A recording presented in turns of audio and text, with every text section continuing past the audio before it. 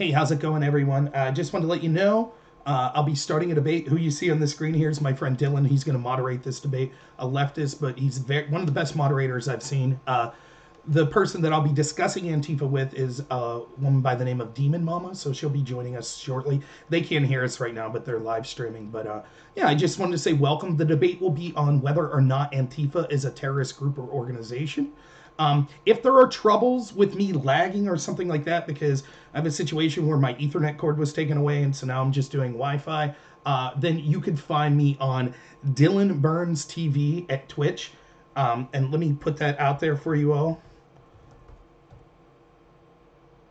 Oops, why is that not typing? In fact, wait, there's probably an easier way to do this. Give me 1 second. I'll just try to copy and paste his link. So I'll also be recording this, and then, well, never mind. I probably won't be recording it. So, but it's going out on, oops, sorry, DLive, Twitch, Periscope, and YouTube right now. So, if you're watching me on YouTube, there's always a chance if someone swears or something like that, or if I say something they don't like about a subject, that YouTube will censor me, as they do quite often. So, please, I encourage you, it would be better for me if you subscribe to me on DLive or Twitch, preferably DLive, because I think they're the fairest platform to me, and that would be most beneficial to me. So, also, I apologize if in the course of this debate I'm not keeping up with the chat, but if you have anything you'd like to add in the chat to help me out, a source or something like that, I don't mind that, but understand, usually in the fly of one of these debates, it's tough to get that. I am not hosting the debate, Dylan. I'm going to be having it on my show, but Dylan's the de facto host. Drone Tech, thanks for being here. Modus223, thank you all so much. Anyone else who happens to be watching, can you hear me so far, you all that are watching, and is there any lag?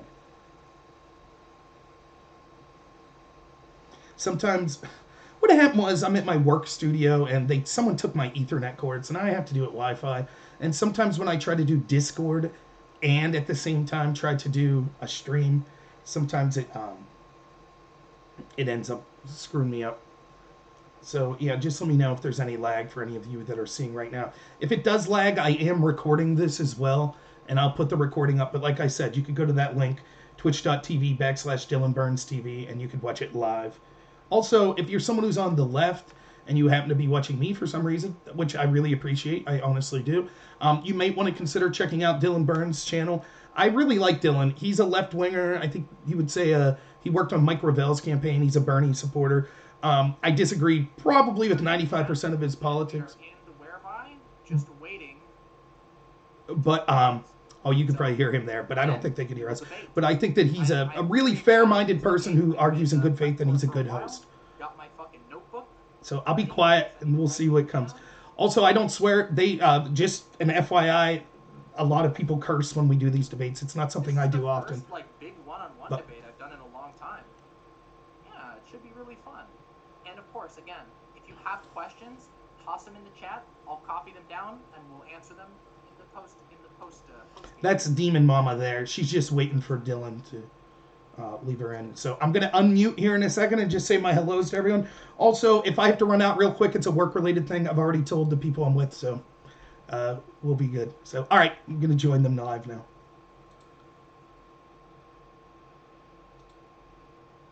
What's up, Demon Mama? Can you hear me? I can hear you. Awesome. I can see and I can hear you. Can you hear me and see me? Everything's great. Actually, let me change something real quick. I think I'm hearing you through my regular speakers instead of my headphones. So let's see if I can. Oops. I don't plug that. There we go. Okay, I think that should be good now. Right, perfect. How have you been? I've been fantastic. Good. How have you been? Pretty good. I was telling Dylan, if I have to run real quick, I'm at work, so it would be a work-related thing. It's a really tough week for me because I've worked with the same person for 9 years, and this is my last week, so it's been kind of an emotional week. Damn. But I have to move on. So, but yeah, other than that, things have been great. Well, hey, sorry about the tough stuff, but hopefully it's on to bigger and better things for you. I'm open. Yeah. Yeah, it's been today. I installed my new CPU, so if the camera looks so clear, it's because of that. It's because I've been able to upgrade my stream quality thanks to my wonderful community. Awesome. That's great. So yeah, I'm happy to be here today. Dylan, thanks for hosting. I don't know if Dylan is actually can hear us right now. Dylan, can you hear us right now? Or are we moderatorless? I think right now we're probably moderatorless. I think he's doing his own thing on his channel. He just got off a debate. All right, perfect. Well, before he gets in here, I'm gonna just dig right into you. Just kidding. That's fine. I really enjoy these platforms way better than the 8-person. To me, it's just too much. It just. Yeah, it can be a bit much. I have fun with it. Like there is a bit of I don't know. It's something like the panels to me though they can get chaotic and frustrating at times. It's kind of like having a debate at like like you're all playing pool and everybody's just talking politics. There's a sort of organic nature to it that's nice. I know a lot of people seem to like watching them, so I encourage, the content creators that are doing it. If it helps viewership, good for them. One of my big things absolutely. that I'm trying to work together with the right and the left is I just wish people would go for their politics to independent content creators. I don't care if you're anywhere from anarchist to communist to anything in between. To me, it's at least you can trust the people that are doing, like Dylan. He's doing it because he believes in it, not because some corporation's paying him 6 figures, to say what he's saying. So to be fair, though, if a corporation wants to pay me 6 figures, I mean, you know what I'm saying? That's like my favorite band, Ween. Their fans always say, "Oh, they never sold out." And I saw an interview with them that were like, "Oh no, we're happy to sell out. We just haven't had any offer." It's like, that's how I feel. I mean, I understand. I really like Ween too. They got some good ass music. Love Ween. Yeah. But yeah, I don't know. We were actually just actually I need to update my stream title. Damn, I almost forgot. But yeah, we were just talking with my stream about the wonderful diversity of styles on Twitch politics right now, and how I think that's actually a big strength. That we have a lot of different types of people doing a lot of different types of shows. And personally, I think that's a really great thing and that we should celebrate that. Some people think that's not such, like, I think some people tend to fixate on really large figures and stuff like that. But I don't know. I think it's a good thing that we have a lot of people bringing really unique audiences to the table. And I think that's good for everyone. It brings more people to the space in general. So, yeah. Yeah, I agree. You got me right when it took a bite, so just say something. Dylan, just give me 1 second. I'm happy you've started to grow a mustache, and I hope that that's influenced that person that said that he can't stand you for some reason. That was a weird thing. I get a few of those, like, out of nowhere. It'll be like, Dylan sounds reasonable. He sounds okay, but holy shit, I hate him. It's like, that's out of nowhere. I guess it's just certain character traits that people just rub on people the wrong way. Well, I get that. Like, I'll do a video with someone who seemingly is like 95% in agreement with me, and then I'll be on their channel reading their chats, and they'll be like, "Who's this fat guy? Get him out! What was he talking about? I don't like his beard." Yeah, I had a recent experience with that sort of thing as well. I did sort of an impromptu one of those, came in hot to the chat and was just like, "Bring me in. I want to debate." And did one of those debate bro moments the other day on Chud Logic's channel. And damn, those comments were polarized. Some people really hated me, and some people really, really hated my opponent. It was a little spicy. Like, hey, if there's nothing that energizes people more than hatred, even more than liking people, it seems to be. Somebody just redeemed a thing, so I'm gonna talk about that quick, and then we're gonna get straight into it. Thank you for redeeming the Ask for Subs point reward. If anybody wants to support the channel, like Rob Noor has said earlier, there's no big boy behind my bank. George Soros has put nothing in my pocket, not yet at least. And what he offers though. I don't take any money from any weapons manufacturers. I take money from CNN or any big corporation or any energy manufacturer. I've only taken a few payments from the CIA, and that's not nearly enough to help with my psyop that I'm trying to do here on Twitch. So if you want to sub to me, I'd appreciate it. If you want to gift a few subs or do a direct donation, I go straight to my PayPal. Twitch takes less money out of it. Or if you have an Amazon Prime account, link it with your Twitch. You get a free Twitch Prime. You can give it to me. I deeply appreciate it. Deeply, deeply, deeply. Anyway, let's go straight into it. We have two people here. We have two people here. We got people who basically agree on everything, but seem to disagree on this one. So I wanted to get them together to see them interact on this issue, since they both have the exact opposite perspective on it. I'll let them introduce themselves, and I'll go into the rules, and then we'll go straight into it. I'm gonna first start with my bias. My bias is gonna show here. I'm gonna start with Rob Nor, my right wing bias. I'm gonna pass it over to Rob. It's nice to have a host that's so conservative for once. So thank you so much, Dylan. Yeah, my name's Rob Nor. I got a show on YouTube called Normal America with Rob Nor. I also have a radio show in Williamsport, PA, 104.7 on Saturdays at 11 a.m. if you're in the area. On Twitch, I'm Normal America with Rob Nor. On D Live, Normal America. I'm just someone. I ran for Congress in District 12 here in Pennsylvania as a Republican. I'm someone that thinks that politics has left the establishment parties have both left the regular people behind, and that I wanted to try to be a voice for people of all sides that really don't have time 9 to 5 to watch politics, and just be a voice for normal people that I see our country leaving behind. So that's basically what I do. I usually have a conservative bent on things, but I'll criticize the Republicans all the time as well. So Wonderful. Next, I'm gonna throw it over to Demon Mama. Yeah, my name is Demon Mama. Demon Mama Live here on Twitch. Your Demon Mama on Twitter if you want to see my Twitter takes. I am a lefty politics streamer. I tend to talk about everything from economic issues to the ongoing situation with the vote, all kinds of stuff like that. And also do a lot of commentary on media and stuff as of late. Video game commentary, talk about the political themes in video games, stuff like that. So if you like debate, I do a lot of debates as well. So if that's something that's up your alley, come hang out in my community. We'd love to have you. Okay, I'm in midway chewing, so this is what we're gonna do. We're gonna be awkwardly silent for 10 seconds. Can we do that? Wonderful. Deal. Turn to the camera if you can.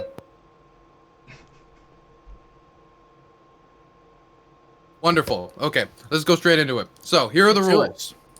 Since this is a one-on-one, you guys get more intro time than usual. Usually it's 1 minute, but with 8 people, that's all you can get here. So here, I will give you, if you want to make full use of it, 5 minutes to introduce your hypothesis, or what your position is, or your theory about what you believe on this topic.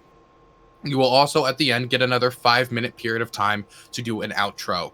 Between that, it will be open, free-for-all, where you can go back and forth. My job will be to mediate and hopefully make sure that people don't interrupt the other too much. If I see some, that's just because you might really disagree with something, you need to step in. But if I see too much of it, I will ask you to back off and try to give the other some time to speak. I'm here to mediate the conversation, not to polite how nice you are to someone's topic or how kind you are to each other. I do think watching how people act normally towards another person who disagrees with them helps actually inform people on the individual streamer and on the person holding that position.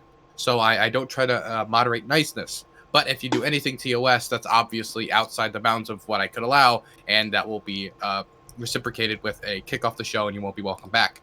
The one other rule is you do not at other people in the chat, the other person you're talking to. You can talk to people in chat, just don't at the other individual you are debating in chat. So I don't want to see Demi Mama at Rob Nor, you suck, and Rob Nor at her back like, no you, and because then I got kicked both you off, and then I got to talk for China for 2 hours or something. So, do we understand the rules? Do we have anything we need to comment on or anything else? Okay.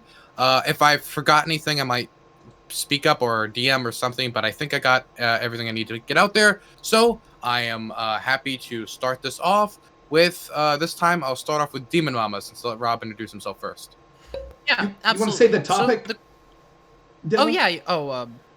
Oh yeah. I would assume people are here because they saw the title of the stream, but I'll just repeat it for everybody. The topic is Antifa a terror group?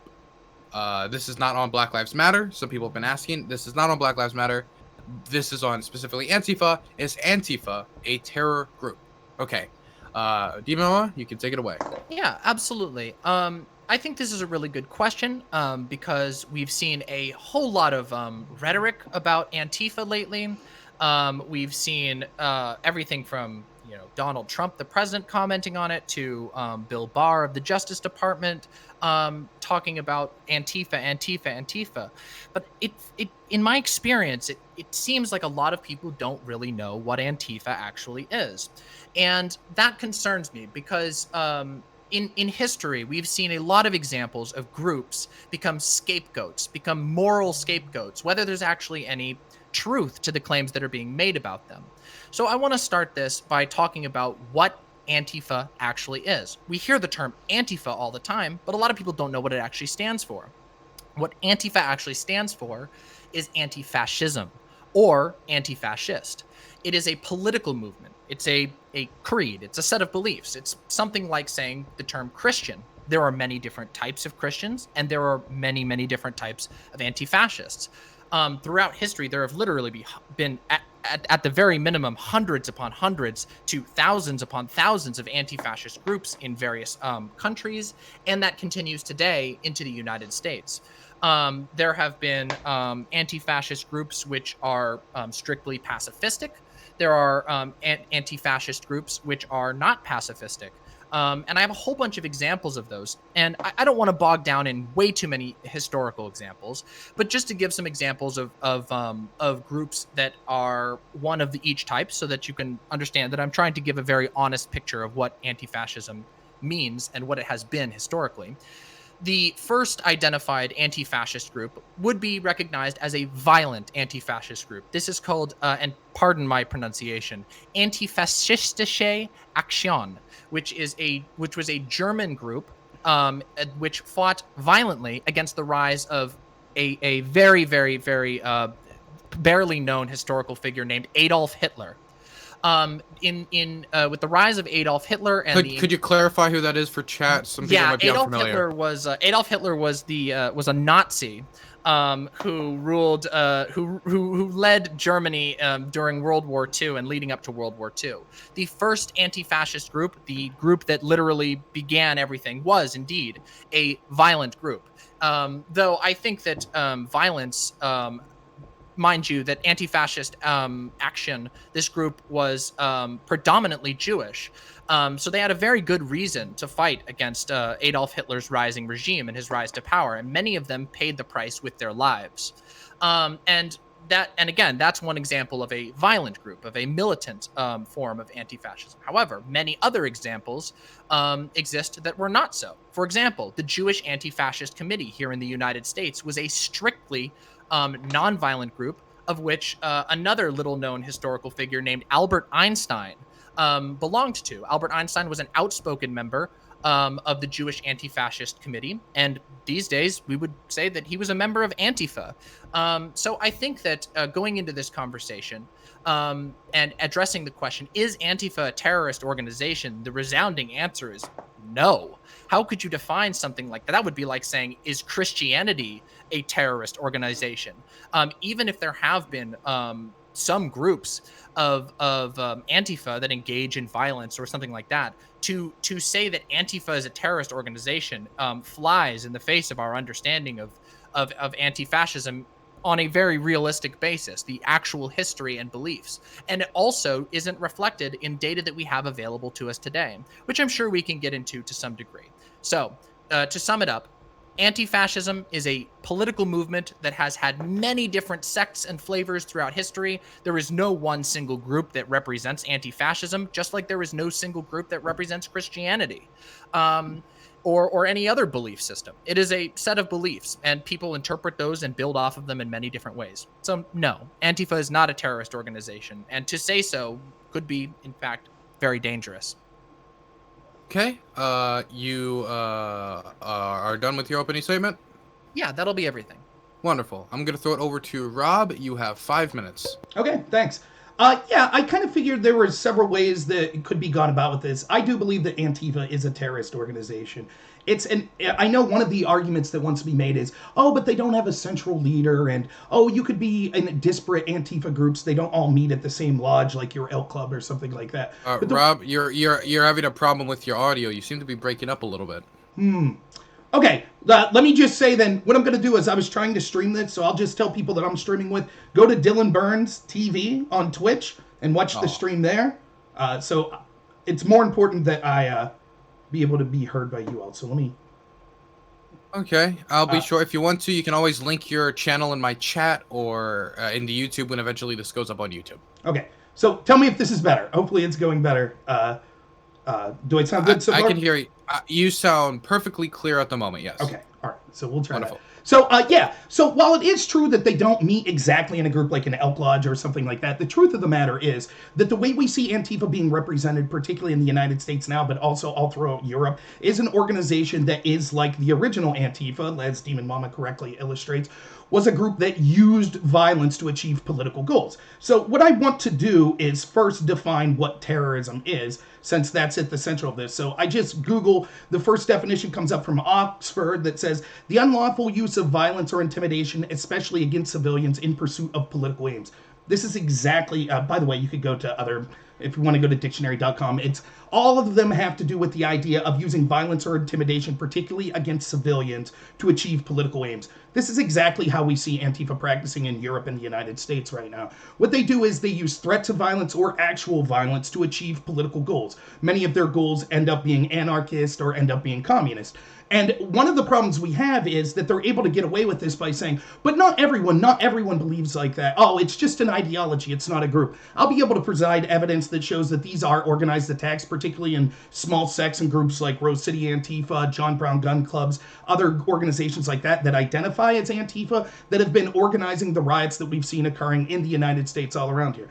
When I say terrorist, this is what I'm talking about, that all of these organizations under the banner of Antifa are willing to engage in intimidation or violence or to deflect for such to be able to achieve political goals.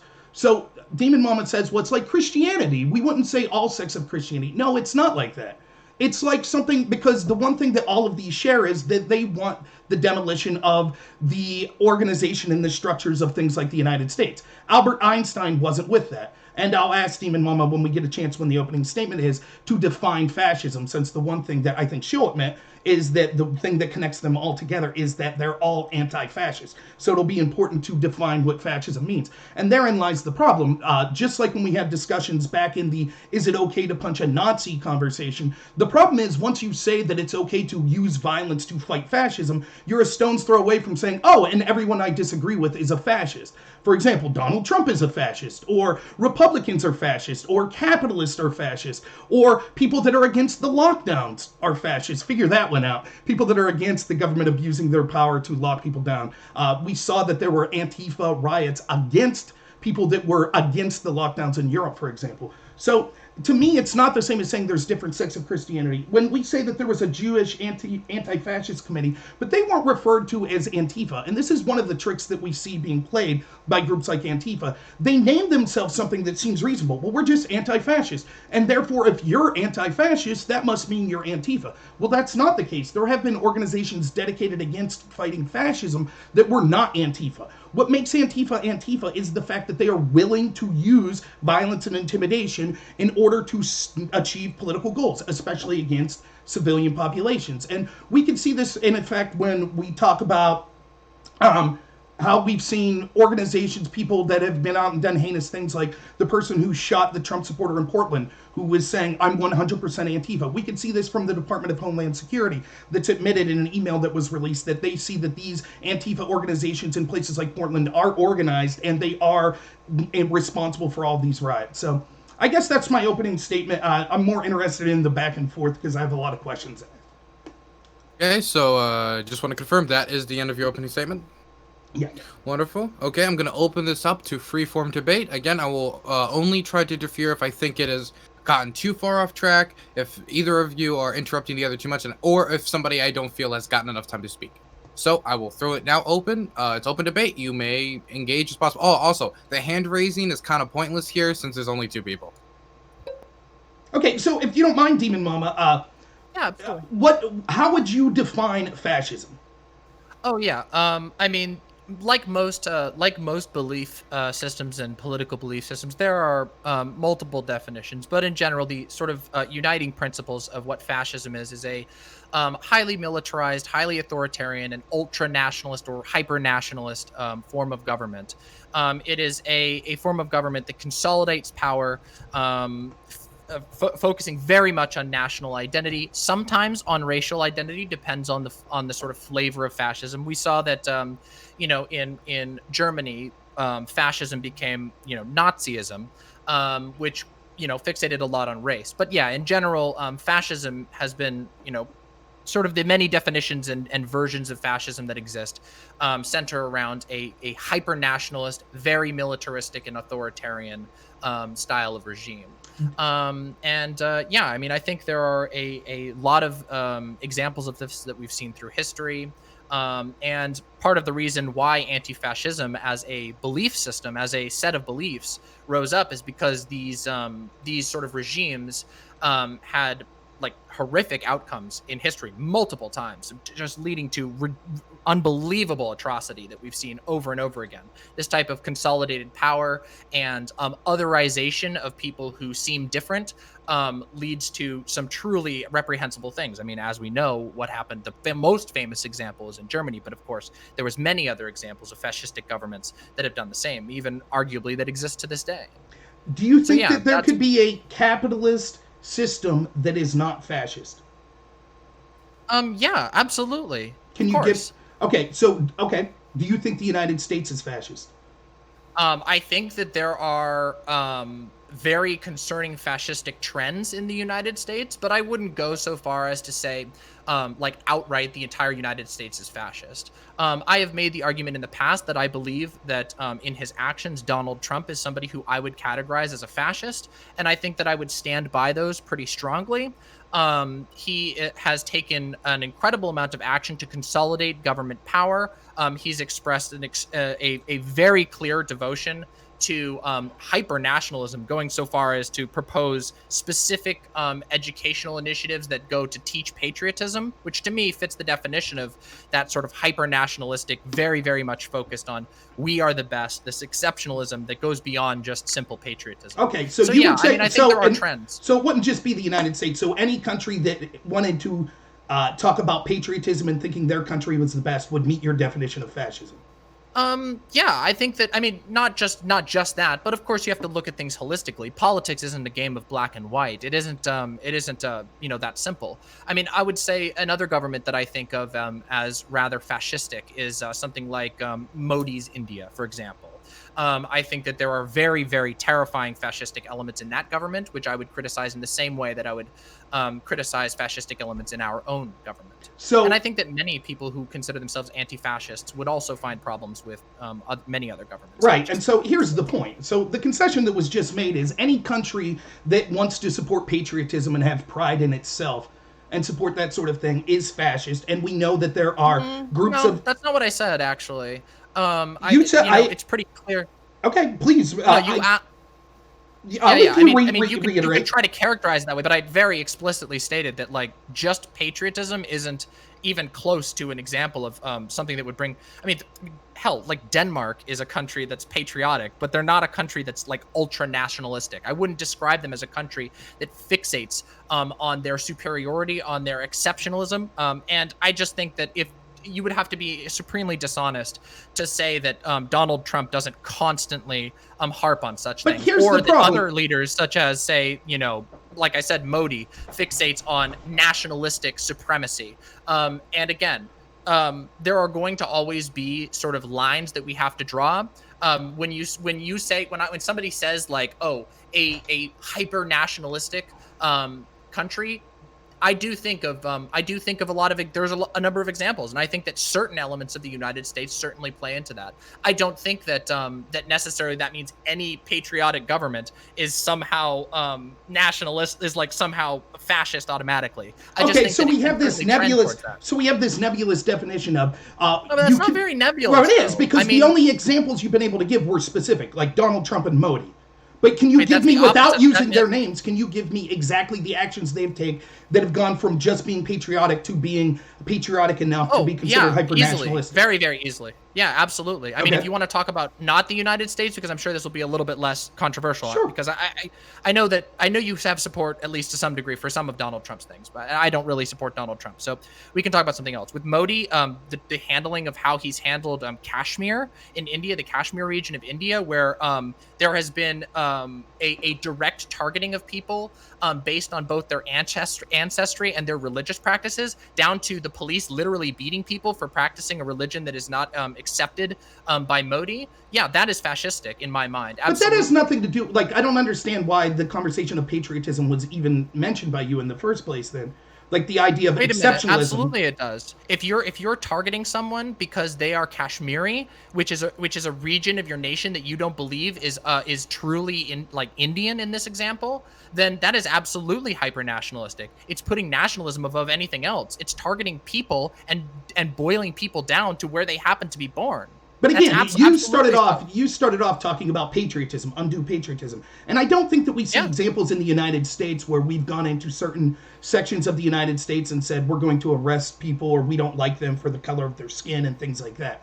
I think I that mean, that's I could give you right now. I mean, I could give you right now a statement from, I believe it was Acting Secretary Chad Wolf regarding the black bagging of protesters, where he openly said that. So where he openly said that, yes, we kidnapped protesters without charges and threw them into an unmarked vehicle. That was openly admitted to by the government. This is a matter of public record. So that is for their ethnicity. And keep in mind, for keep their in, because wait, of nationalistic reasons. That's why we did that. Wait, absolutely. Yes, absolutely. When you hammer on when you are willing to go to the level of arresting protesters, saying, "Oh, these are anarchists or whatever," and they're not patriotic, they're against our country. When you're going to target them as if they are like committing treason, and do so extrajudicially, that's absolutely a definition of hyper patriotism. It's where you believe that the state has supreme power over every single person within, and I can't believe that you would stand by that. Of Like, course, I this guess is. Of course, that this surprises what it me. is. It's going to be an interpretation, as I've seen over and over. We see Antifa and their tactics engaged in supreme violence, burning down buildings, attacking law enforcement officers, attacking inner city, particularly people of color communities, burning down residential areas, shooting people, and then celebrating for the shooting of them. And then the defense is, well, we have to do all of this because there were two people that's that a lot were of arrested that were allegations. peaceful protesters. Yeah, I can prove all of Wait this. a second. Wait, but that's like a lot of allegations, and none of those actually address what you were talking about. This is like a pivot to something else. No, What it's not a pivot. Wait, hold on. Let me finish. Sure. What you were talking about was whether or not we see trends of hyper patriotism in our country, the sort of things which anti-fascists, people who believe in anti-fascism, would understandably, being that they oppose fascism, which is a hyper patriotic, ultra nationalistic form of authoritarian government, that they would want to fight against those trends. Absolutely. Now, does that mean that any tactic that any individual person who might believe in anti-fascism does is okay? Absolutely not. But that doesn't mean you can you've pivoted to a different position of questioning. We're not. No, we're it's no longer not a talking pivot about, because yes, because No, originally it's not a you were pivot. You're asking about making- whether they're. Wait. Wait. Let's let Demon Mama finish Sure. why she thinks so, and I'll give you some time to respond. Sure. Right, because we were talking about whether or not there are examples of hyper patriotism, the examples of sort of cracking down, bringing down law and order, hyper authoritarian language, justified through hyper patriotism. And if anybody doesn't believe me that this is the case, that there are these trends, whether or not you believe that America is a fascist country or whether you think it's trending that way or not, regardless, just watch one night of the RNC. Literally walls of American flags as someone is screaming about how teachers unions are undermining the republic. Yep. This is absolutely a trend. Whether you agree with that or not, it would be foolish. It would be foolish and dishonest for you to say anything other then yes, this is indeed hyper-patriotic. I do want to throw this back over to Rob. Yeah, thanks. This is exactly the point I was getting to for the audience. You can see how there's this constant conflation of what does hyper-nationalism mean. At first it was, being patriotic and believing in the idea of exceptionalism, and then it was, well, no, it's just targeting certain minority groups because they look different or they're not the same ethnicity, and that's what's uniquely bad. Then it was, well, there were peaceful protesters that were arrested, and the point I was making is, yeah, but that doesn't take into account the violent protesting that would happen. And even if I can concede that there were peaceful protesters that probably were arrested that didn't deserve it, when we're talking about a country that's on fire because of groups like Antifa that are engaged in so much violence, of course there are going to be innocent people that were out there with the violent rioters that would be arrested in situations like that. But now you can see that it's changed to, there are a lot of American flags on the panel. So that Wait a proves minute. an alternate. No. I let you finish. Did I not let you finish? Let him finish. There were a lot of American flags that were there, and people were criticizing the teachers' unions.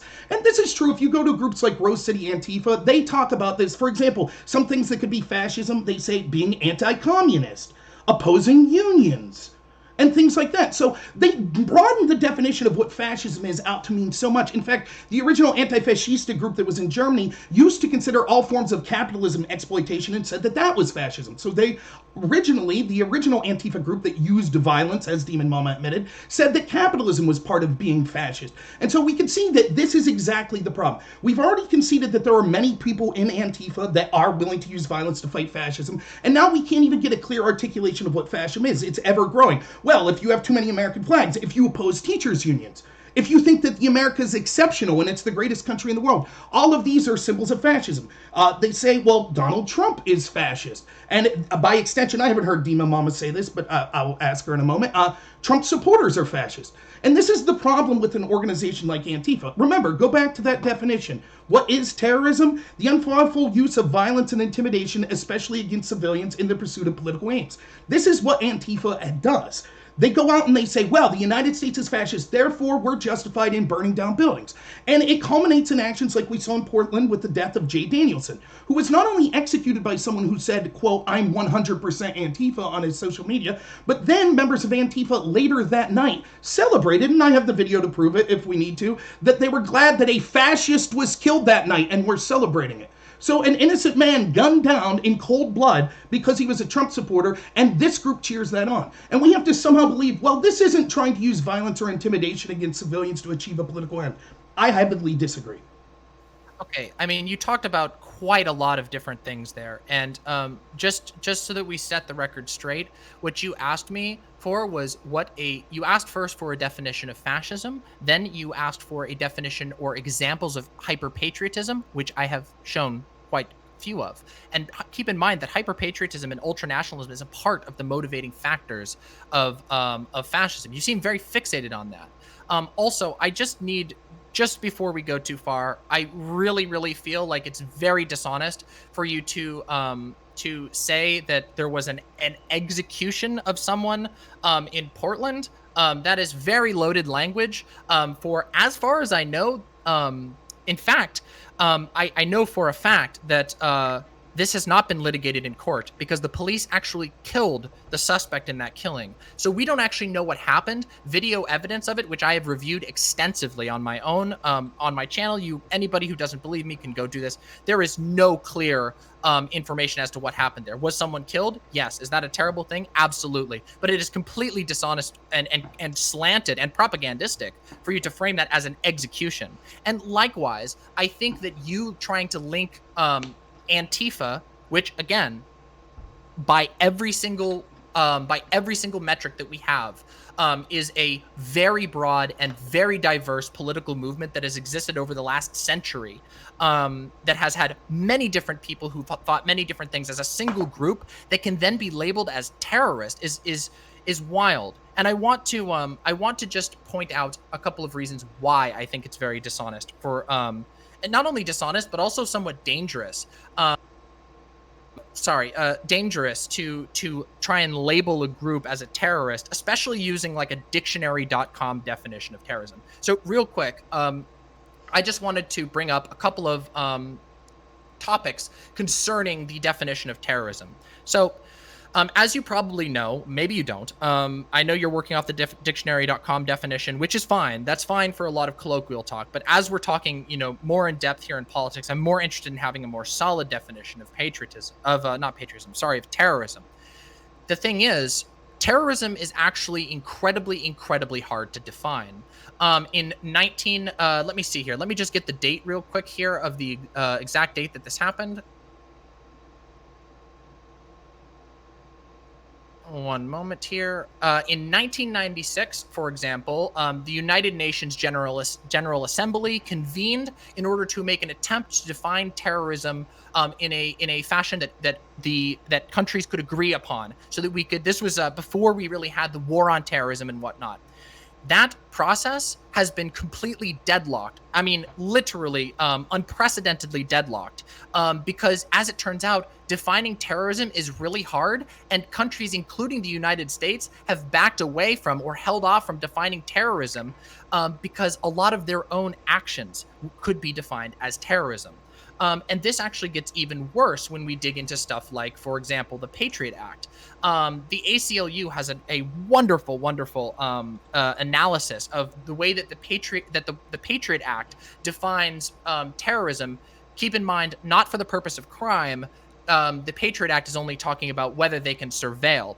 But groups as peaceful as civil rights movements would fit the definition, like the Rainbow Coalition, for example, is one that they brought up that could potentially, under the Patriot Act, be considered a terrorist group and therefore subject to wiretapping of the individual members' phones. That's unbelievable levels that you're willing to go. And this is mind you, this is lawyers. These are lawyers who do law for a living who wrote this entire document opposing the way that the Patriot Act defines domestic terrorism. That would be why I'm not using the Patriot Act. In fact, I'm heavily opposed to the Patriot Act. I see a lot of similarities with what happened with the Patriot Act with a lot of the lockdowns we're seeing today, and I'm against that as well. The point is, that's why we shouldn't rely on the government to tell us what terrorism is. And this is a sophist point that people try to make. Well, we can't understand what the word means or it's dangerous. No, it's a very simple definition. If you're using violence or intimidation to make a political point, well, I understand you would want to reject that. Well, let me ask you some other groups. Do you think that Nazis are terrorists? Or a terrorist group? I mean, I don't know. Like, that would be really hard. Like, it would I think somebody who's just like your grandpa, like for example, I have had a family member in the past who was a Nazi. Do I think they were a terrorist? No. They were like very offensive on a personal level and incredibly horrible to be around, but they never engaged in anything that I would consider terrorism, and therefore I would be very careful to label that. What would you consider terrorism? That's the point, right? Oh, I mean, I am very careful with how I determine terrorism. But you don't think anything's terroristic? Oh, a pretty clear example of a terrorism would be like, I don't know, like flying the plane into the World Trade Center. Okay. Absolutely. Like, so what if instead of flying a plane, what if instead they would have shot people on the street for the same reasons? Would that be terrorism?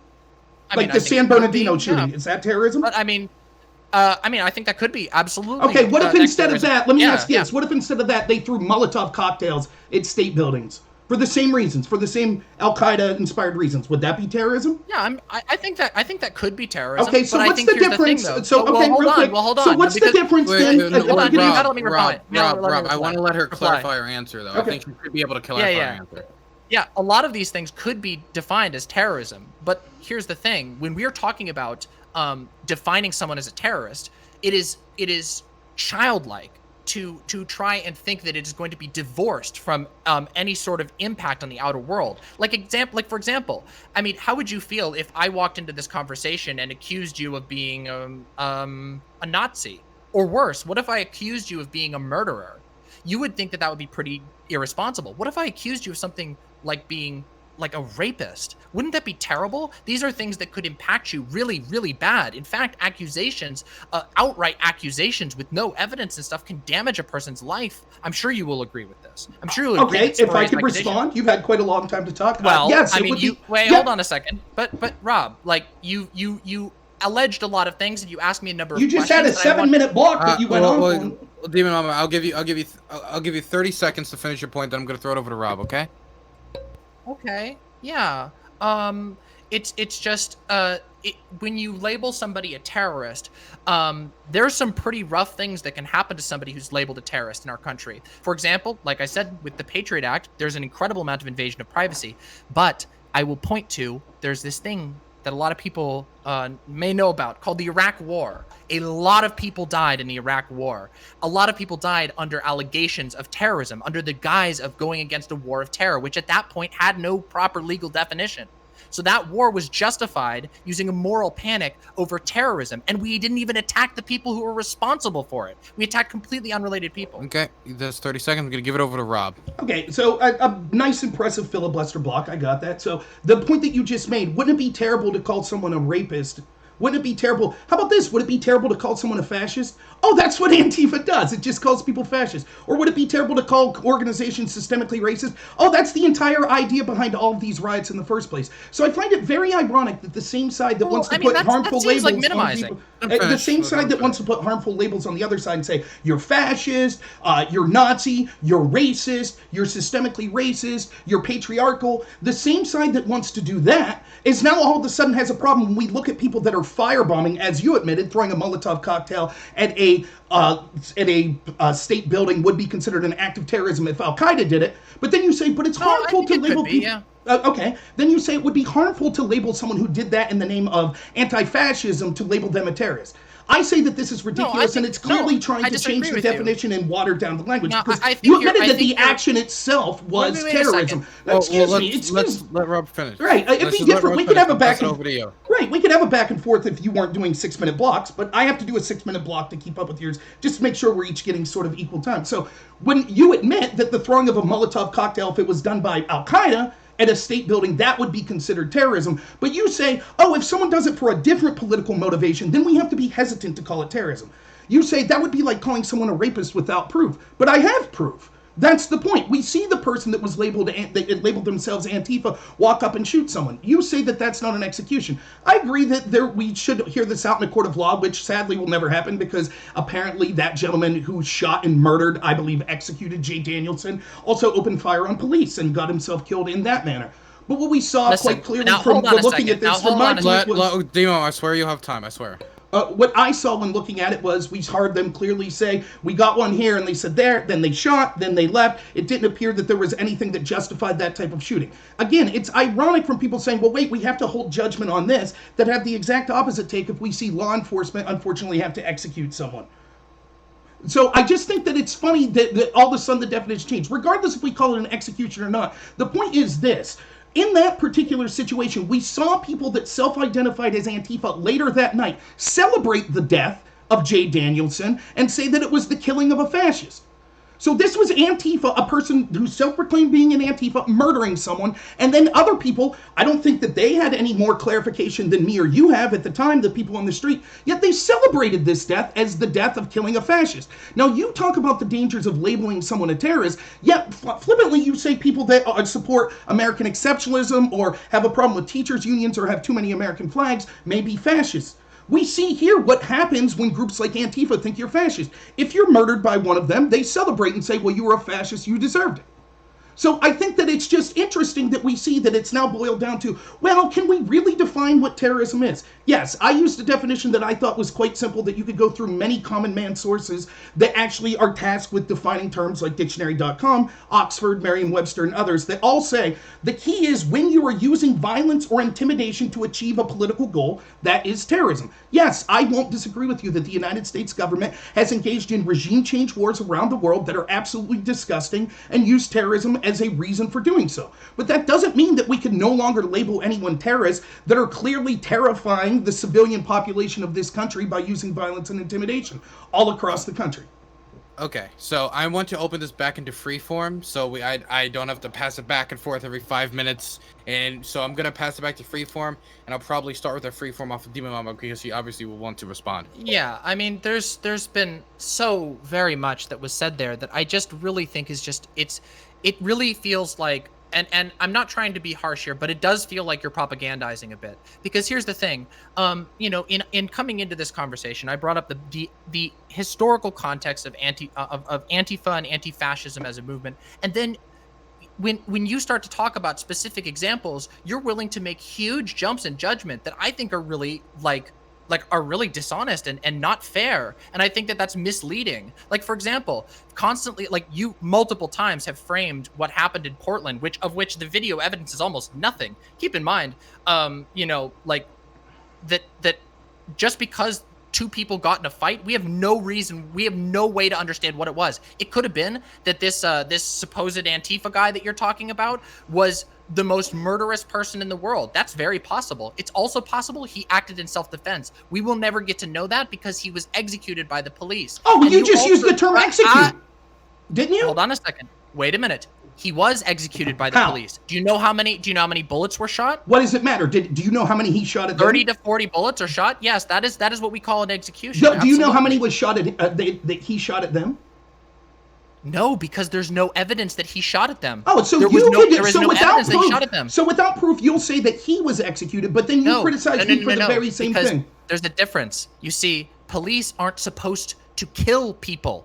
People Yes, they are if they're firing at them. No, Yes. the police are not Judge Dredd, my dude. Listen, I understand if you would prefer a world where the police are supposed to be judge, jury, and executioner, but when the police unload on somebody and people nearby are screaming that there was 30 or 40 shots fired at him, and we don't have evidence that he shot back, we do a thing called presuming innocence. And when the representatives of supposed law and order are the ones who killed somebody, that is absolutely fair to call that an execution. It's an absurd state. You can't it is presume the state. just Wait a because minute. you're That is the police. definition of an execution. No, that is the opposite. definition. This So is I don't. you actually I have don't this appreciate exactly your opposite. dishonesty. You actually have this exact opposite. See, we've given the monopoly of violence to the state. This is something that the civilized world did a long time ago, and it was actually a really good thing. We didn't want vigilantism. We didn't want people just going around like the Wild West shooting stuff. So we agreed that we would allow law enforcement to have basically the monopoly on use of force like that. So when law enforcement results in someone dying, there are legitimate situations when that could be warranted, such as if that person fired back at law enforcement. That would be a legitimate use of force. You then determine. So what you've done is you've decided that this is an execution. Well, you see, what you've done is you've determined this is an execution. Okay. So this is too contentious for me to just let this be open. And we might have to do back and forth for a little bit now. Rob, well, finish. I just feel like it's like it goes from. Okay. Go ahead, leave Rob, Demon Mama please. respond. That's fine. Okay, Demon Mama, would you like to respond?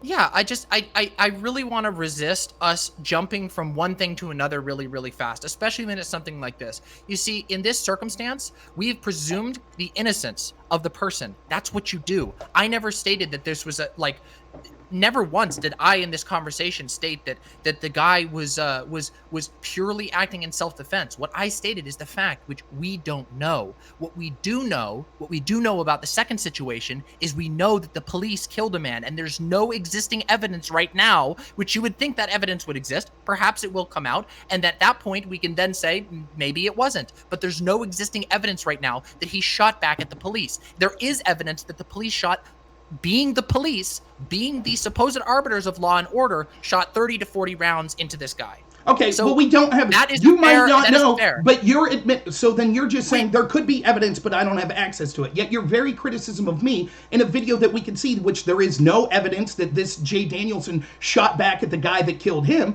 We see that, and you say, well, you can't call that an execution. So on one hand, you look at the evidence because it's not. It just shows the double standard. Wait, it shows do you that you're willing to presume people guilty. You presume that the cops did something wrong because you haven't seen evidence that said that they were shot back. Therefore, you presume their guilt. But on the other hand, you say, oh, despite the video evidence that we all saw of this Antifa person going up and shooting someone that didn't draw a gun on them, we could see the video of it then running. If it was a legitimate shoot, why didn't he stay and talk to the police? So all the evidence we could actually see with our own eyes, you say, no, we have to presume innocence. Do you think that the person that killed George Floyd is wait. Hold on. Something you said there is again playing into this narrative that you are writing to justify your positions. I am presuming the innocence of the people involved. See, there's this thing when we have given a monopoly of violence to the state, when the state can has the weapons, when the state is able to go in and enforce the law, we have to presume the innocence of the people who are being brought into the law. We cannot, because he is dead. Also, numerous local sources, I have a number of these, numerous local sources, witnesses to the event, the people whose testimonies we have, because there was no video footage of the killing of what's his name? Michael Reinowel, I think his name is. Multiple witnesses there reported that they did not hear the police issuing orders to him before they opened fire. So what I am saying is that both of these situations are very murky, but you are trying to use them to justify the idea that all of Antifa is violent, but that's not what it says. You do not have the evidence to go from a person died in Portland in an altercation, which we don't know the details of because the video is incredibly unclear, and then they were killed by the state before being able to go to trial. For whatever reason, they were killed by the state, even if it was in your mind justified. They were killed by the state. He will never be able to go to trial now. So we don't know, and you are using this as proof to try and make this claim that Antifa is a terrorist organization. And again, I will just point out that you're making a huge allegation to claim that all people who are involved in Antifa, which would include, mind you, people like Albert Einstein, are somehow terrorists because of a situation we have no evidence to prove would be an example of terrorism. That's absurd. I feel that that's a good part to discuss. I was not using this specific situation to show that everyone in Antifa is violent. I was using it to show... You did. No, that's not what I did. I brought it up to show the point I was talking about wasn't just the execution. It was also the celebration by Antifa that did not have the evidence that said that they celebrated that a fascist was murdered. Which you didn't talk about. The reason that I got hung up on this execution part was just pointing out your hypocrisy. Because on one hand you say, no, someone that shoots someone's innocent until proven guilty, so I'm uncomfortable saying execution. And then the very next thing you do is say, oh, but these police executed him. Why aren't they innocent until proven guilty? Wait a minute. Because they admitted to it. They killed the man.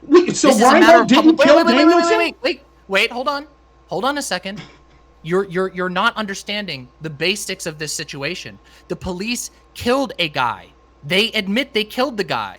Now, as to what actually happened, we don't know. But the police carried out an execution on a guy. Whether it was justified or not, that is what it is. We do not know what happened between Mike Reinhold and So you don't know if Reinhold killed Danielson? What's that? You don't know if Reinhold killed Danielson. He admitted it to Vice. He admitted it on Vice. Wait a minute. We don't, but here's the thing. We don't know what happened. We don't know what happened. Yes, I think it's fair. I think it's safe to assume that Mike Reinhold was the one. To be fair, he wasn't tried in court, but I think it's fair to assume that given his interviews and whatnot. But that doesn't mean that we know what happened there. And you don't know what happened in the police shooting of Reinhold. Wait, hold on. You don't know what happened in the police shooting of Reinhold. Wait, you don't know. We do. No, you don't. You don't know. You're just lying. You're lying. You don't know. You admitted you don't know. You said evidence could come out that he shot. You're admitting you don't know. You're literally not understanding the difference between two situations. In one situation, no, I understand. Wait. No. Let me finish this, please, because this is really important to your argument. That you be clear on this, because you're making huge allegations and you're not actually putting together an argument that follows.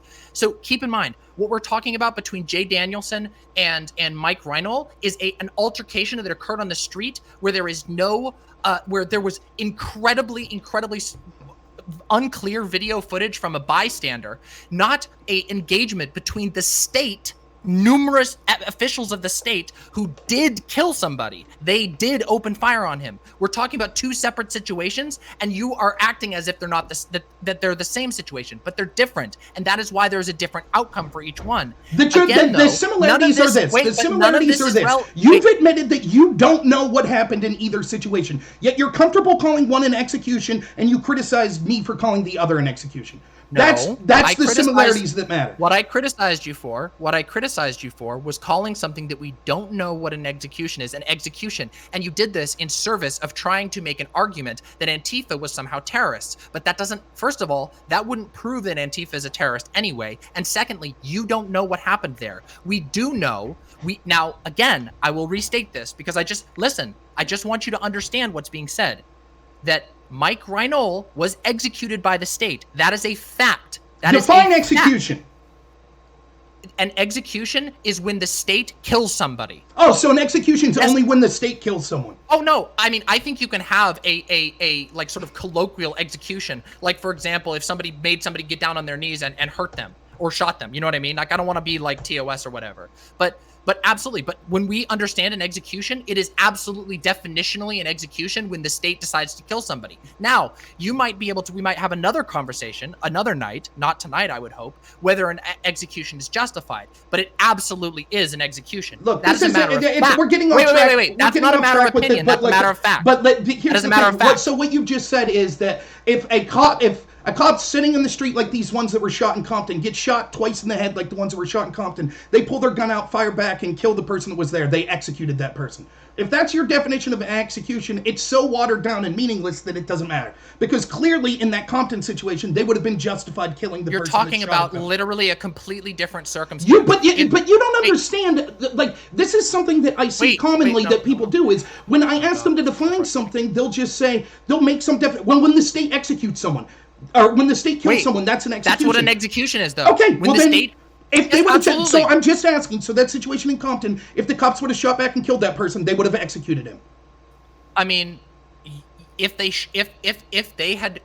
had been able to take him, yeah, I guess that would be an execution. Okay, if they thanks. Killed him, Then the term's meaningless. Absolutely. So okay, so it has no negative connotations. Wait a minute. No. That is not a fair accusation to just say my thing is meaningless. Let me ask you this: would you not call it an execution when, say, John Wayne Gacy was killed by lethal injection by the state? Sure, that's an execution. It would also Despite be an execution if someone hunts down someone for their political beliefs and murders them in cold blood. That's also an execution.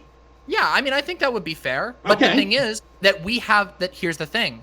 And again, this is what you're failing to address, because you fail to address it, it's undermining your entire argument, which is the idea that you refuse to acknowledge that it is a matter of fact that the state did execute Michael Reinl, whether you think that's justified or not. Listen, whether you think it's justified or not, it's a fact that they did. It is not a fact as to what happened between Mike Reinl and the other person. We do not know. Nobody knows that. I'm not saying that, but here's the difference. I'm not agreeing with your definition of execution. I'm not agreeing with your definition of your definition of execution is anytime a police officer kills anyone, even if it's justified, it's an execution. I don't agree with that. I say if someone's shooting back at the police, it's not an execution. That's simple. You don't know if Reinhold was shooting back at the police. Are you familiar with the term like judge, jury, and executioner? Do you know what an executioner actually is? Yes. An executioner is a state-appointed person who kills somebody else. That can be a police person. Now listen, if you want to pick a different word, if you're getting really hung up on the term execution here, but let's say if let's just turn this around on you just real quick and see if you're going to be consistent with this. Because if you don't want to call the killing of Michael Reinl an execution, all right, fine. If you want to not call it that, but then can you at least admit that you are absolutely wrong if I am wrong in calling the state a group of police officers killing someone with state power an execution, then you are absolutely wrong about calling the killing a killing where we do not have evidence of what actually happened an execution, and that you were jumping the gun and once again, just like you do with Antifa, accusing things without evidence. Okay, can you not admit that? Here's what I'll admit. If your argument is that's gonna mean you dishonest. Are you respond? So you really don't want my answer? Is that what it is? When I start answering, go for it. Okay. But my articulation would be: if your claim is, well, until we have all of the facts that play out in a court of law, we shouldn't call someone an execution. That's fine. I'll accept your definition. The point I was trying to make is, I'm not the one who hyperventilated about the term execution. That's what you did to me, and then proceeded to immediately use the term execution and admit, oh, but I don't have all the facts of what happened in this case with Reinhold. Wait. I was merely pointing out your hypocrisy. Now, to get back on track, will you concede that Antifa in Portland also didn't know all the situations of Danielson's murder when they cheered that they had killed a fascist? I mean, I don't like, okay, so there's a number of things here. First of all, you've made this allegation that, and again, I will point to the fact that whenever you talk about Antifa, you are very broad with your statements. You say, oh, Antifa was celebrating. Are you trying to say that every person who identifies with Antifa in Portland, which is probably quite a lot of people, was celebrating the death of the person who was executed? I'm saying the ones that were on the street were. Yes. Okay. So you're saying that the people who like there was people standing by and there were people who saw it and who were like, oh good, I don't know. Like what you're saying is some random allegation of random people. Like it doesn't really reflect on Antifa to me because I don't know. I know a lot of people in this area, for example, and sure, this is anecdote, as much an anecdote as you saying that you saw people celebrating is. But there's tons of people who don't celebrate any of that shit, and they're absolutely people who consider themselves anti-fascists.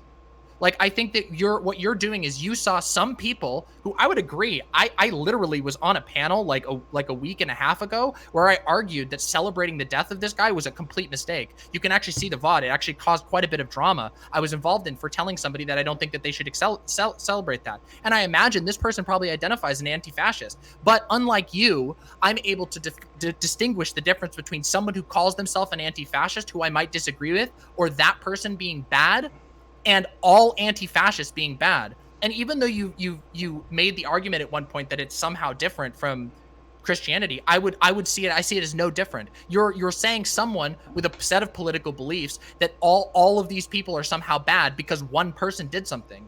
I'm saying that we could go to... isn't borne out in reality. You're making up a conspiracy. That's not true. For example, we'll go to Rose City Antifa. For example, we'll go to the Rose City Antifa group that's in Portland, right? Want to go to their website? Let's talk about Rose City. They talk about Black Bloc as a tactic that they embrace, where they have to stay anonymous. You can go to this site, crimethink.com, and check it out. You go to CrimeThink, and it talks about the importance of Black Bloc using physical violence against police and other fascists in order to achieve political goals. That's part of what Black Bloc is, learning tactics on how to arm yourself, how to keep your face concealed, to use tactics to swarm people, to use tactics to make sure that you can't be arrested, to use tactics to make sure you can engage in violence and intimidation. Now, this is embraced by Rose City Antifa, which is the Antifa group in Portland. Now, given that... It's not the... No, see, you've done it again. You've done it again. Okay, can you name me another Antifa group in Portland? No, hold on a second. There's a number of Antifa groups in Portland. Are you kidding me? Antifa is, in fact, just so you know,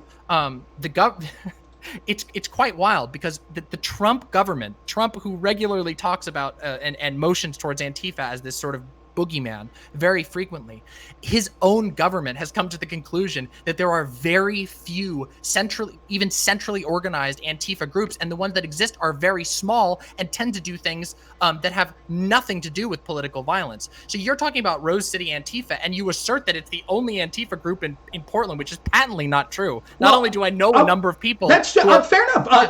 Since you know more about Antifa in Portland, can you show me an example of an Antifa group in Portland that expressly condemns violence? Wait, what? You know all of these. You apparently have a great amount of knowledge of Antifa groups in Portland. Can you show me one of their statement that they condemn violence? Hold on a second. But you're asking me to prove something that you alleged. You were the one who alleged. No, you just said that you know a bunch of other groups. You just said you know a bunch of other Antifa grouks in Portland, and that they're not. I actually do know another Antifa. I do know another Antifa group. Portland Mutual Aid. Portland Mutual Aid does not engage in any sort of block or violent protest. So Portland can you show me there's? Oh wait, you asked me a question. Now you got to let me talk. I know, because you opened a can of worms. As it turns out, I know a lot of Antifa organizations. In fact, you know what? I even brought one up at the beginning, if you'd been listening at all. One of the most famous anti-fascist groups in the entire history of the world, which, again, I will cite, Albert Einstein was a member of. So I guess you want to call him a terrorist in retrospect as well. But this group, this is so dumb. This is so dumb. They did not call the group that Albert Einstein was in. Did not call themselves Antifa. They did not. They said that they were. Wait a minute. Hold on a second. Yes, they did. No, they didn't. Antifa. Wait a second. Antifa is a contraction, my dude. That's like being like, oh, the Seattle police didn't call themselves SPD because you make a contraction. Antifa is short for anti-fascist. People say that as a short thing. You think that just because you shortened the name that all of a sudden you can pretend that they're like something else? These groups call themselves, all anti-fascists call themselves anti-fascists. They wear the same symbols of the original anti-fascista group with the two flags that you talked about. All types of things. I'm still waiting for you. That's no different than Christianity. This gets so annoying. Okay. Wait a minute. This could be the debate if you want. Go ahead, say something. Wait a minute. Okay, go ahead, say something.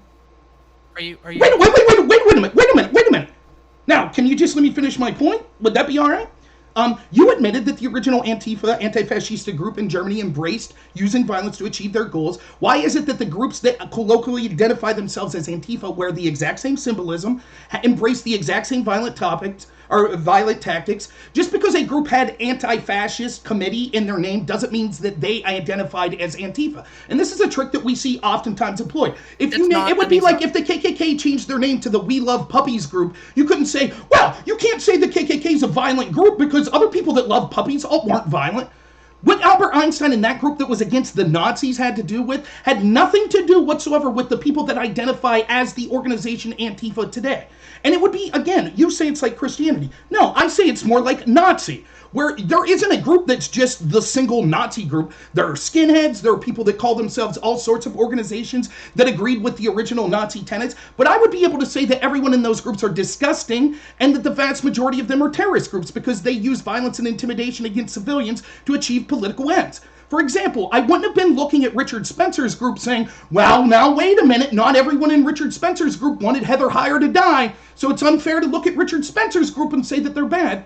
And finally, since you know the other organizations that identify as Antifa in Portland that denounce violence, I'll be happy for you to show me the source that shows that they're denouncing violence. Oh yeah, absolutely. I can find you that. I don't have it on hand because I wasn't expecting you to try and like get like a cheap gotcha when you made a completely spurious claim, and you have. And even in this sentence, you made spurious claims about Antifa. First of all, your like strange distinction that, oh, well, they didn't use the term Antifa back then means that they weren't anti-fascist. Antifa is short for anti-fascist, my dude. It's literally a colloquialism. There's no difference. There's no group that just only calls themselves Antifa. Antifa is just shorthand.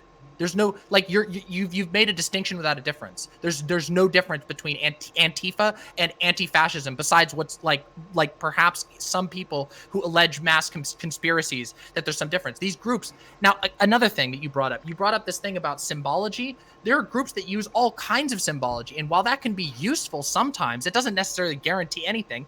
And also, I don't think, I'm going to call your bluff here, I don't think you have the evidence to prove what groups use what symbology and which ones don't.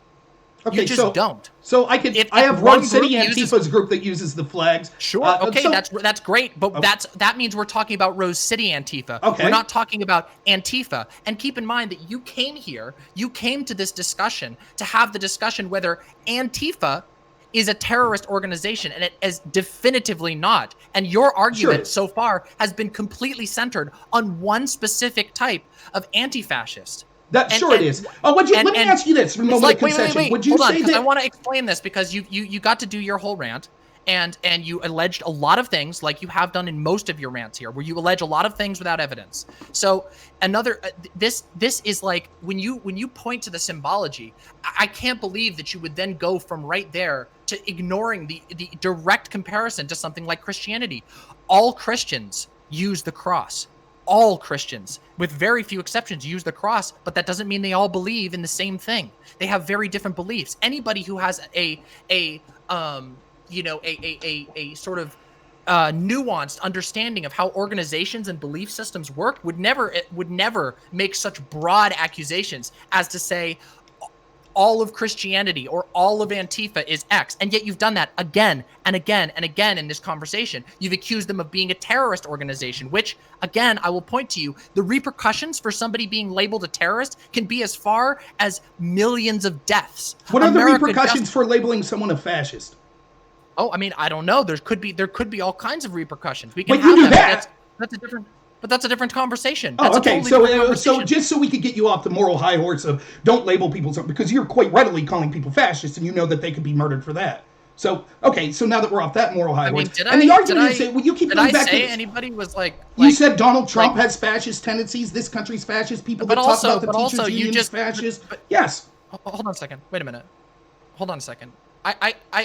I just want to make a quick distinction here, which is that, first of all, you would have to substantiate the idea that calling someone a fascist has the same impact as calling someone a terrorist. And I don't think you can do that. If you can, I'd be interested to sort of hash that out. But I will note it is a different conversation that we're having, but I'm more than happy to discuss it with you. However, it is very different. Calling someone a fascist is not the same as calling someone a terrorist, as we know. And I came to this discussion prepared with the knowledge that, hey, if you call somebody a terrorist, we've justified war over calling somebody a terrorist. Right, we justified war over fascist. We've never justified war over fascism? That's your argument? I mean, that's a stretch to say that why we got involved.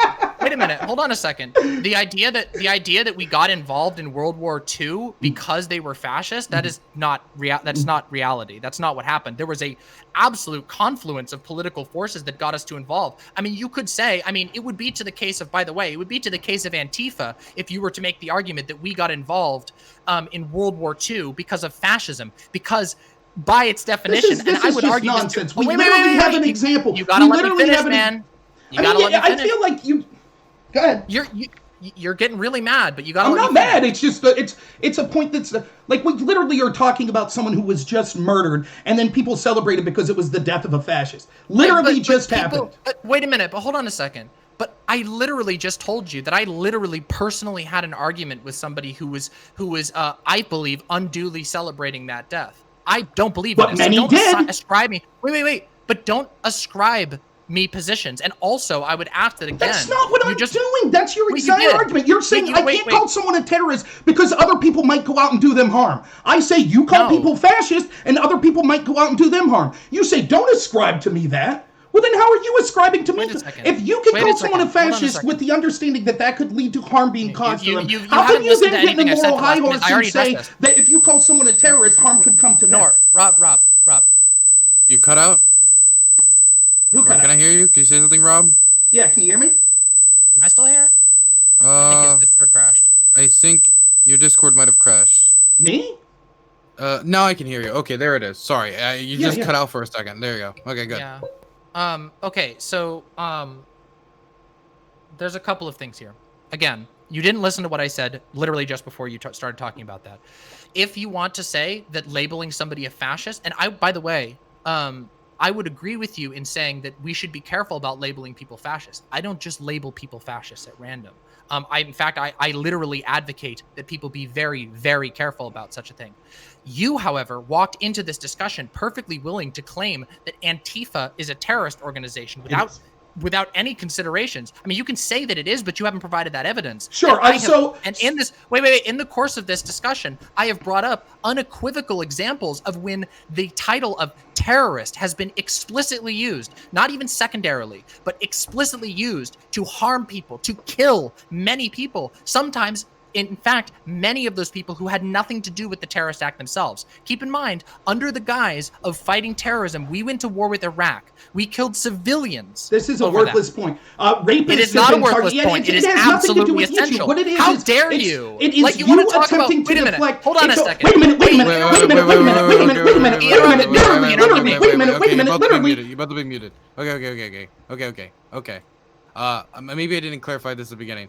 If I start talking, everybody shuts down. I've had you both on enough WW podcasts. I didn't think I need to mention that, but I will mention that down. If I start talking, we're shutting it down because nothing of value is happening. So, demonmama, you said something. He responded, and he said something that I know outraged you, but he didn't get to finish his statement as to why. So I would like to hear him finish his statement as to why before outrage is done. Right. So we can say all the time that groups are hate groups or terrorist groups, even if that doesn't mean that every single person that was in that group would have been a terrorist or a hate-filled person. For example, I could with unabashedly say that the KKK is a hateful and was a terrorist group that used violence and intimidation. I could say that. I wouldn't say, now wait a minute, we shouldn't say the KKK is that, because if we say that they're a terrorist group, then bad things could happen to members of the KKK and that would be bad.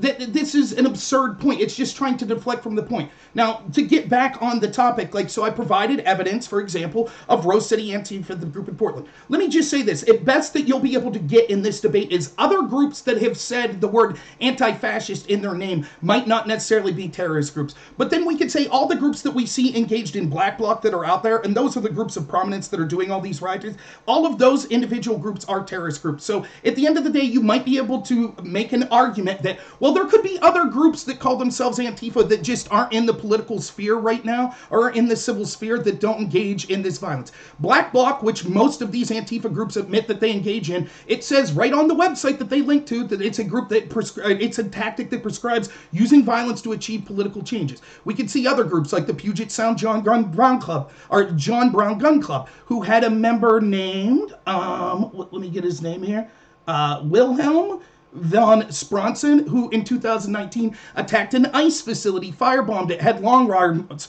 was going to free people that were in this facility. If you go to the John Brown Gun Club for July 13th, 2020, they released a statement marking how he's a hero. He was widely celebrated in Antifa circles. I could point to you literature that was put out by Antifa groups that is saying, this is how you riot properly. This is how you do these things properly. At the beginning of these George Floyd riots that was released by Atlanta's Antifa site. I could point to you Rose City Antifa, Atlanta Antifa, New York City Antifa, and other organizations tweeting before they made their Twitter private, giving out tactics and how to do these riots properly, and doing other things like saying where police were to avoid people getting arrested by police. Now, all of this stuff's occurring, and what we now see is up to $2 billion of damage, incredible violence and intimidation, even to the point where we've had Black Lives Matter people asking these Antifa people to stop burning down inner city black neighborhoods. And the deflection's going to be, well, we shouldn't call them terrorists, although they're using violence and intimidation to achieve political ends, because it might result in someone being attacked by the U.S. government. Okay, so again, you have alleged an incredible amount here, and I just want to bring attention to one thing, and maybe maybe I'm out of line here. The audience can kind of decide on this one, but I think it's really dishonest to try and compare Antifa to the KKK. Like, my dude, do you realize what type of a comparison, like how insensitive of a comparison that is? Like the KKK as an organization, which is a centralized organization, mind you, it is a documented centralized organization. It has an internal structure and internal leadership. It is a centralized, well-documented organization that has committed an unfathomable, like an uncountable amount of murders through the history of the United States. The fact that you would compare Antifa, even if we were to accept, which I do not, but even if I were to accept that Antifa is some kind of violent, like universally violent group, to compare them to the KKK just proves you don't take this conversation as seriously as you should. The KKK is one of the most heinous organizations in the history of the world. They lynched people, for fuck's sake. So the Antifa, are you for real with this? They just like, murdered someone. Wait. You can't. You keep interrupting me every time. You went on for like 10 minutes, and then now you say I'm going on. But it's like it's my turn. Like, I mean, I can't believe you would make such a comparison. And to me, that seems like, again, another example of how willing you are to label somebody who you politically agree with totally hyperbolic language, which could justify all kinds of terrible things. Again, in the course of this conversation, you have yet to indicate any sort of downside that would be even close to coming to something like labeling someone a terrorist. We went to multiple wars over people that were labeled terrorists. Many millions of people have died over the war on terror. And you're going to try and equate that to Antifa, no matter how bad you think Antifa is. And I guarantee you that as bad as you think it is, I don't think that you have the facts to back that up. But even if you did, it would be absurd to compare that to the amount of deaths that have been dished out upon the world in the name of fighting terrorism, and the amount of deaths that have been dished out by the KKK. And the fact that you would do that should be offensive to everyone listening to this conversation. That's wild. That's so dishonest. Wait, before we go on, I just wanted to clarify. I think from now on I'm gonna get a chess timer for my screen, which I'm gonna use to time people and see how long they're going. Just as a historical record, not to necessarily say, well, you only get this amount of time, but just as a historical record for the future. So I can get not so much shit from chat. But other than that, I just wanted to pose it to you since it was pretty probed. Rob, Do you think it's a fair comparison? Yeah, I would think that it's hilarious to hear someone make this sort of articulate how offended they are by this in defense of a group that likens Trump to Hitler.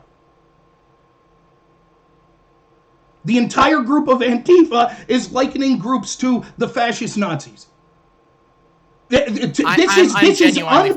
This is unbelievable. The virtue signaling is strong, though. I'll give you that. Wait, how dare you liken them to the KKK? No. How dare you liken them to the KKK? These Nazi Trump supporters, the fascist Trump supporters, I mean, they have American flags that complain about the teachers' unions, you know. But you can't liken the KKK to Antifa. But certainly you could liken Trump and his supporters to the Nazis and Hitler.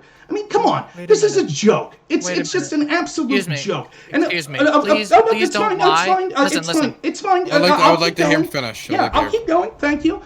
So I just think it's funny that so many people in Antifa do that.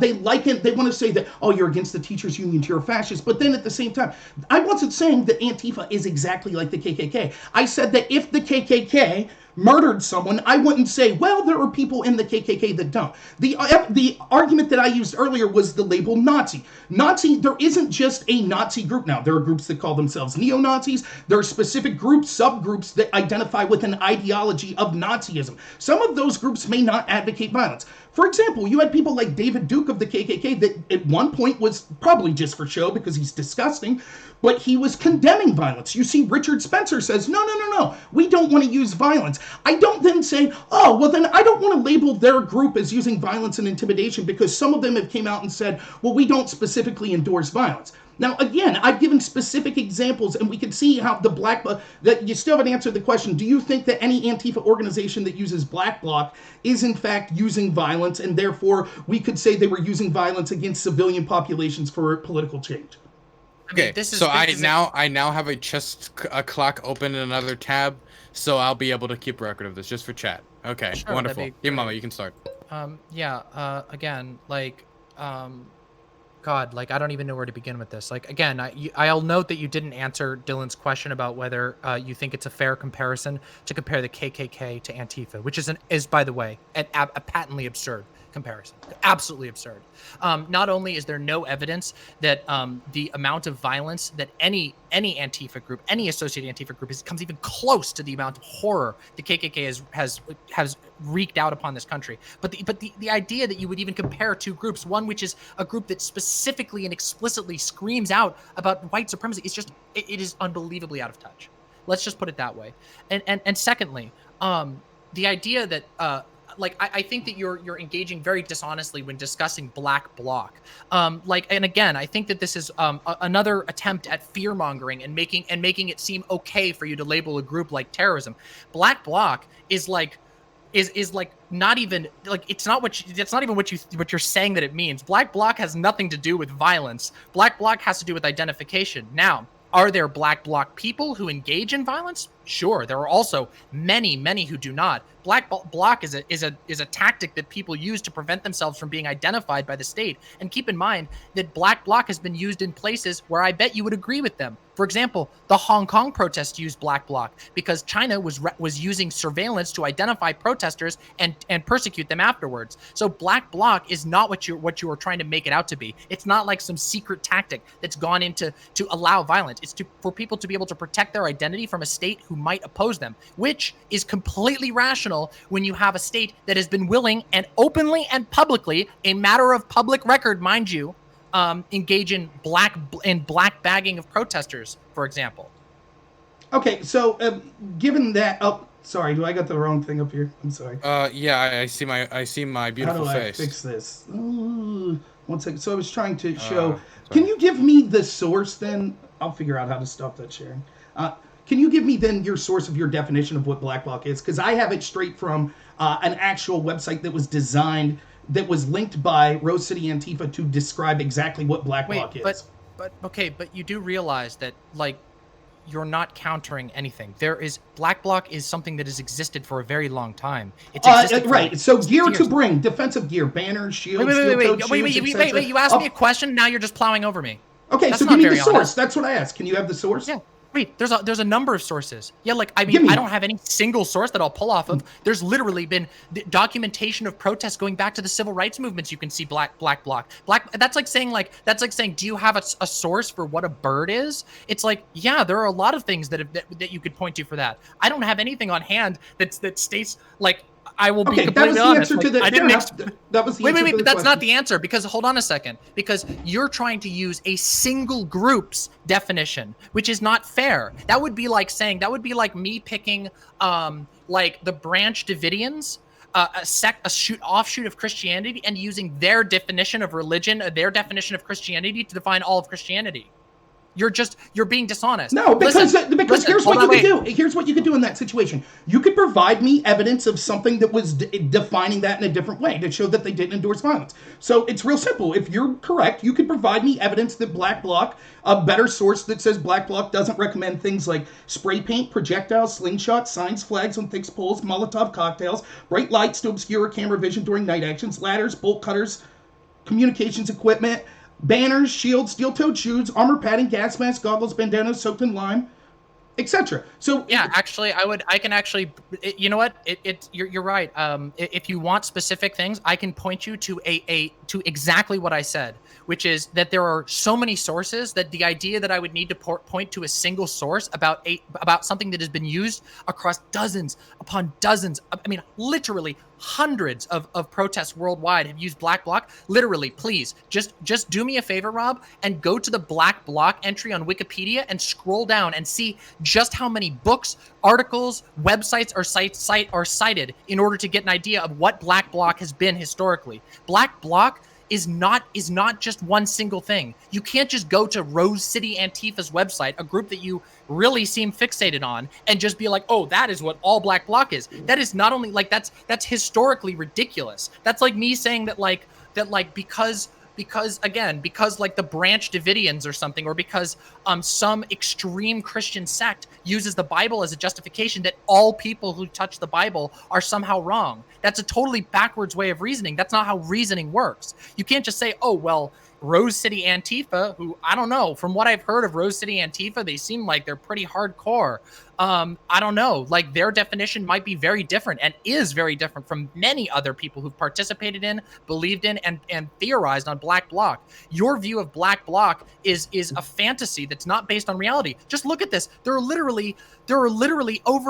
almost 100. I wanna bring it back to Rob. You've had a decent amount of time to talk. Good. Yeah. So again, the point is the Antifa groups that are using this Black Bloc, we can see that in almost every single example, they're using the laser lights. They come with shields. They come with umbrellas. They use violence and intimidation, Molotov cocktails. They're throwing things the Rose City Antifa, the Black Bloc that they're referencing, talks about how you could take things like hammers that you're able to then break up concrete and throw it. We could see that this is used. I could go example after example of the Antifa groups that we see out and about that feel that they are justified in their fight against fascism, which they call the U.S. government fascist. They're justified in using violence. This is terrorism. They're using violence and intimidation to go after civilian populations to achieve political goals. So much to the point that we've actually had evidence of Black Lives Matter asking them to leave certain areas because they were trying to peacefully protest, but Antifa showed up and wanted to create violence. We see this occur over and over again. Now, as we see earlier, we could see that, I know that people are conflating and saying, oh, so then Rob must be defending fascism. No, this is a common tactic that we see in the left. If you call yourself an anti-fascist, then that must mean you're the good guy. But they behave in the most fascist type tactics. We could see from back in 2017 where they were hitting people with bike locks, stopping people from being able to see conservative speakers, mobbing people, constantly making sure that conservatives couldn't engage in peaceful rallies and things like that. We could see even in this conversation, we've had talk of the person who had firebombed an ICE facility and then was celebrated by the John Brown Gun Club and other Antifa organizations. We could see that, admittedly by Demonmama, that the person, Aaron J. Danielson, that was murdered, executed, whatever you want to call it, by a self-proclaimed Antifa member, that we saw then other Antifa people celebrate that. And again, what this will come down to is the last ditch hope that we see from people on the left that say, but there could be an Antifa person out there that doesn't believe in this violence. Well, it doesn't matter, because what we can see is the Antifa people that actually do matter, the ones that are a terrorist organization, are the ones that are out there lighting fires, and we've had now over $2 billion of damage that have occurred in these riots. Over 40 people have died. We see in the Chaz zone that was led primarily by Antifa, for example, that the security in Chaz executed a 16-year-old African-American kid, and we actually have the audio of it where they shot at them, and then when they said, hey, they're still breathing, and then put 3 more bullets in the kid's head. Now, I don't know if that was specifically a member of Antifa, but it was done in an Antifa zone, and Antifa would not allow law enforcement in to be able to investigate that crime. We also have a letter from the Department of Homeland Security that just came out this week that was leaked that said that they now know that actually there's plenty of evidence that it's not Antifa being disparate, that they're actually organized in places like Portland. They're being financed, and they're using tactics that suggest that they're heavily organized. These tactics are clearly used to use violence and intimidation against the general populace, which proves that, once more, these are terrorist actions. Okay, so again, it's just there's so much. You always make so many allegations. Everything from this thing that's like Chop is an Antifa zone, which is just not even accurate. I literally live in Seattle. That's not even accurate to the fact of like, it's like, that's so inaccurate. It's like, it's almost hilarious as somebody who lives here. Like that's just absurd. Like that's such an absurd statement. Do you know do you even know where Chop was located? Can you tell me where it was located? Seattle. Yeah, Capitol Seattle. Hill. Where in Seattle? Capitol Hill? Capitol Hill. Do you know what Capitol Hill is? I would assume that it's 6 city blocks in the city of Seattle.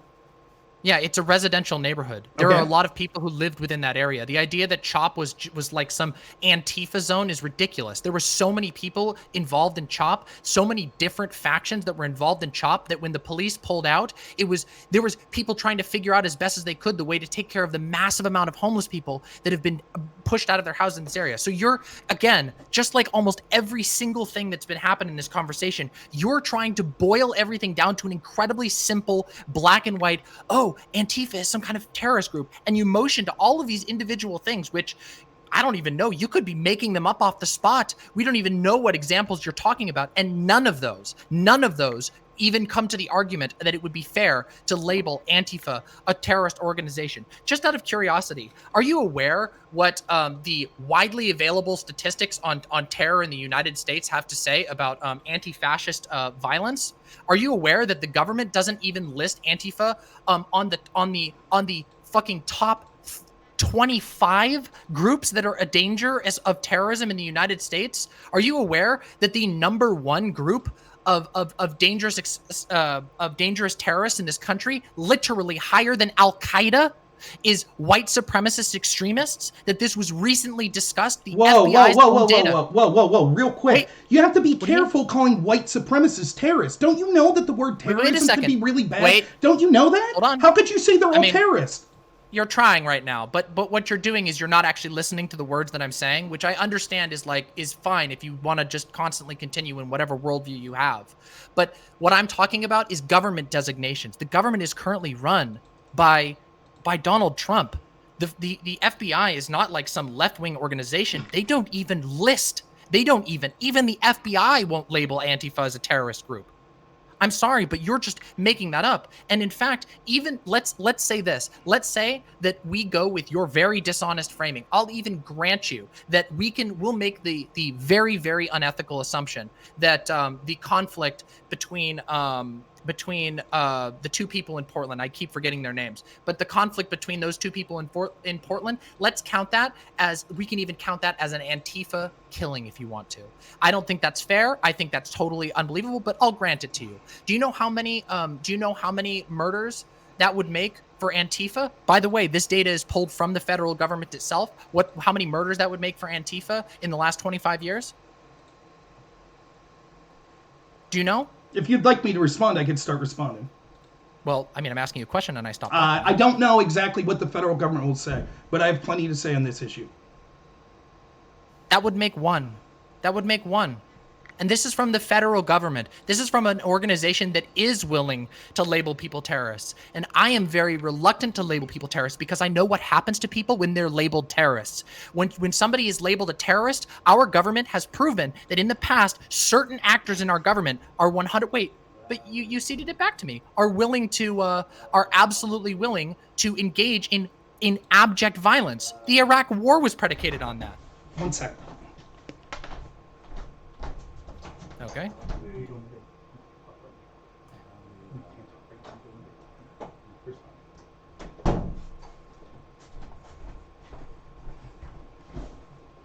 Okay, sorry about that work stuff. First off, the idea that it's funny you bring this up at this area, the FBI. So I love that the left does this. On one hand, if I would cite the FBI statistics that show, for example, murder rates by age, population, gender, things like that, then we would say, oh, we can't trust the FBI, the police are corrupt. But when it comes to the FBI and talking about Antifa or talking about white ring violence, all of a sudden they're the end all be all and we have to talk about it. Yes, I'm aware of those statistics. I also know that the way the FBI categorizes this, they say that anytime a white racial group kills someone of a different race, they consider that right-wing terrorism. That's what they say, right? But they don't do the same. For example, isn't that right-wing terrorism? If a what happened to the person that was reticent to label things terrorists? Now all of a sudden, you're more than happy to say. I'm asking you by wait a second. I'm asking you by your definition. Wouldn't it by your definition be terrorism if a white nationalist group killed a black person? So if a group that's your definition, I'm asking you. Okay, sure. I would say that's terrorism. But then can you explain to me why the same FBI... but then where's your argument? Excuse me. If you let me finish, I'll tell you. Can you explain to me then why the same FBI doesn't equate when a black nationalist group or a black group kills a white person that's not considered... Can I make my job really easier quick? Because I keep trying to DM people directly and message people directly, but my job's getting really hard. Okay, so here's 2 rules in chat. Okay, do not advocate for any violence against any individual in chat. If you do so, from this point on, you will be banned. And this is my rule. If you don't like it, too bad. I don't think it's productive for dialogue. If you misgender somebody going forward, you will get a warning and then a ban. If it's unclear that you didn't know, then that's what the warning's in place for. That's the policy going forward. If you don't like that, that's a problem. Don't care. I've already addressed it enough times in my chat before. I know there's if you want to talk to me about the policy afterwards, you can DM me on Discord. We can talk about it in private. Okay. To make continue. I'm sorry. Yeah, no problem. That's important. Yeah, so the same FBI doesn't consider, for example, it will consider prison gangs. So if you have a white prison gang that kills a black person, I would consider that probably, that would fall in my definition of terrorism. Most likely, there could be, I could see the argument either way, but for the sake of this, I'd say yes. Why isn't it then when a black prison gang member kills a white person that's not considered black terrorism? Well, actually, it's funny that you bring that up because if we're talking about pure the statistics that we're pulling off, the black supremacist extremists are actually listed in the moderate category of risk. So the idea that they don't is silly. They do. That is absolutely measured. It just, as it turns out, doesn't happen as frequently. That's not true. For example, we could see then, and again, it comes down to then these colloquial definitions. I mean, I can literally give Dylan, can you look at the time and see who's had what kind of time to talk? You asked me something and then I'm responding. I'll report on that. demonmama has had about 3 more minutes of time overall. Thank you. So if you look, it's not just, if we look at the FBI statistics, for example, we can see that there are far more murders and violent crimes that occur from the black community, the white community. It's just that the FBI chooses not to label them terrorism as often. And we can see clear examples of things that most doubtably look like hate crimes, like the black gentleman that was beating someone at Macy's because he alleged the N-word was said. That's oftentimes dropped or not considered a hate crime. We also see the FBI, it's a whole conversation that I think we'll be having tomorrow. The FBI was engaged in a coup against Donald Trump, so I really don't take the word of Christopher Wray that much. But if you do want to take the word of Christopher Wray, we can see what he said yesterday. Now, notice that you only talk about deaths, but you're not talking about damage. Can you show me the KKK or other groups in the recent past that were burning down cities? We can see now that the estimate of the damage that's occurred through these riots is $2 billion, and we've had over 40 deaths that have occurred as a result of these riots. That's just been in the past couple months. We can see Christopher Wray says that so I want to be clear, by describing it as an ideology movement, I don't mean to minimize the seriousness of the violences of the criminality that's going on across the country, talking about Antifa, some of which is attributable to people inspired by, or self-identify with that ideology movement. We focus on that. So, and all throughout this speech that he gave the other day, although he was, to your point, in fairness, unwilling to call them a group, which clearly we could see there are subsects of the groups, he did admit that there were subsects of groups that are engaged in terroristic behavior that identify as Antifa. So the idea then that we're going to say, well, that's not the case, that, somehow it's other groups. Again, we have a letter from the Department of Homeland Security, which I'll just read real briefly and then cede back my time, which says that the individuals are violently attacking federal facilities based on the ideology of Antifa. Violent Antifa anarchists inspired. We can't say any longer that this situation is opportunistic. Additionally, we have overwhelming intelligence regarding the ideology driving individuals towards violence and why the violence has continued. A core set of the threat actors are organized, show up night after night, share common tactics, and drawing on like-minded individuals and their cause. I recognize we might not be able to attribute every individual as VIAA. However, we need to look at the totality of intelligence, both current and previous, to recognize the motivation for violence and why people have shown up to commit this violence, and why the individual are using social media to encourage the Antifa on the ground to carry out acts of violence. Did I lose you? Okay. I mean, I lost myself for a little bit there. Did I hear you correctly in saying that you believe that the FBI staged a coup against Donald Trump? Yes. Okay. We know that I know that's not the topic at hand, but I'll be hosting a conversation about that with Rob. That isn't actually tomorrow. That has been pushed back because someone had to cancel. We're trying to see if that can be next week. Next week will be fine, but I'm busy the rest of this week, other than tomorrow night. Got it. No problem. Yeah. I just feel like, again, this is another example of incredibly hyperbolic language to the point of almost, like, I would almost say, like, unethicality in claiming that Donald Trump, a president who still holds an incredible amount of power, was cooed. Likewise, I would say that your allegations based on incredibly spurious data that Antifa is a terrorist organization, when the absolute best that you could bring to the table was Chris Wray saying, well, we need to look into it a little bit more. Just to me, it just seems very, very characteristic of a very dishonest approach to this topic. And again, while, like, we could talk about all kinds of different measures by which we could measure terroristic activity, I suppose. But again, I will point to the fact that under our current definitions, labeling someone a terrorist is incredibly dangerous and should be done so with the utmost care, which you have shown none of in this conversation. You have been willing to accuse Antifa as a whole, which is, mind you, the name of a set of beliefs, anti-fascism, as a terrorist organization. And no one, not even the sources you have cited, agree with you. The only people who have, in fact, it's really funny because people like Donald Trump himself, let me just give you a very specific example that we can have one off. Donald Trump accused a guy named Martin Gugino. Maybe you might remember him. He was from a very famous video out of, I think it was Buffalo, New York. A 70-year-old man who was pushed down by the police. Donald Trump went on the national news and accused him of being an Antifa provocateur with literally no evidence. There was no evidence that he was anything to do, that he even had anti-fascist beliefs. This guy was not Antifa, and it later came out that he had been that had been completely fabricated off of nothing. Donald Trump just pulled that out of his ass and was willing to accuse a 70-year-old man who had been wronged by the police. An old man was pushed down and cracked his skull and suffered a traumatic brain injury. And Donald Trump was willing to use his platform on the national news to label this guy an Antifa provocateur.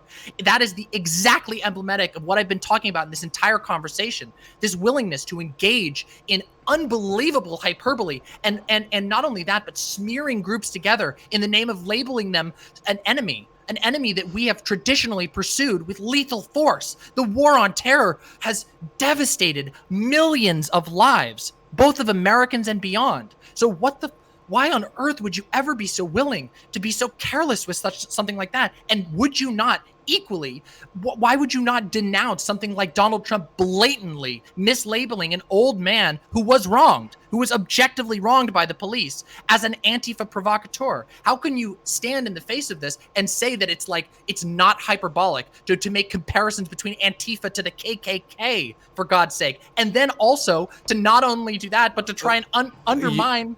You've asked them a lot of questions. Sure, There's only so much one person can respond to. That's fine. Go ahead.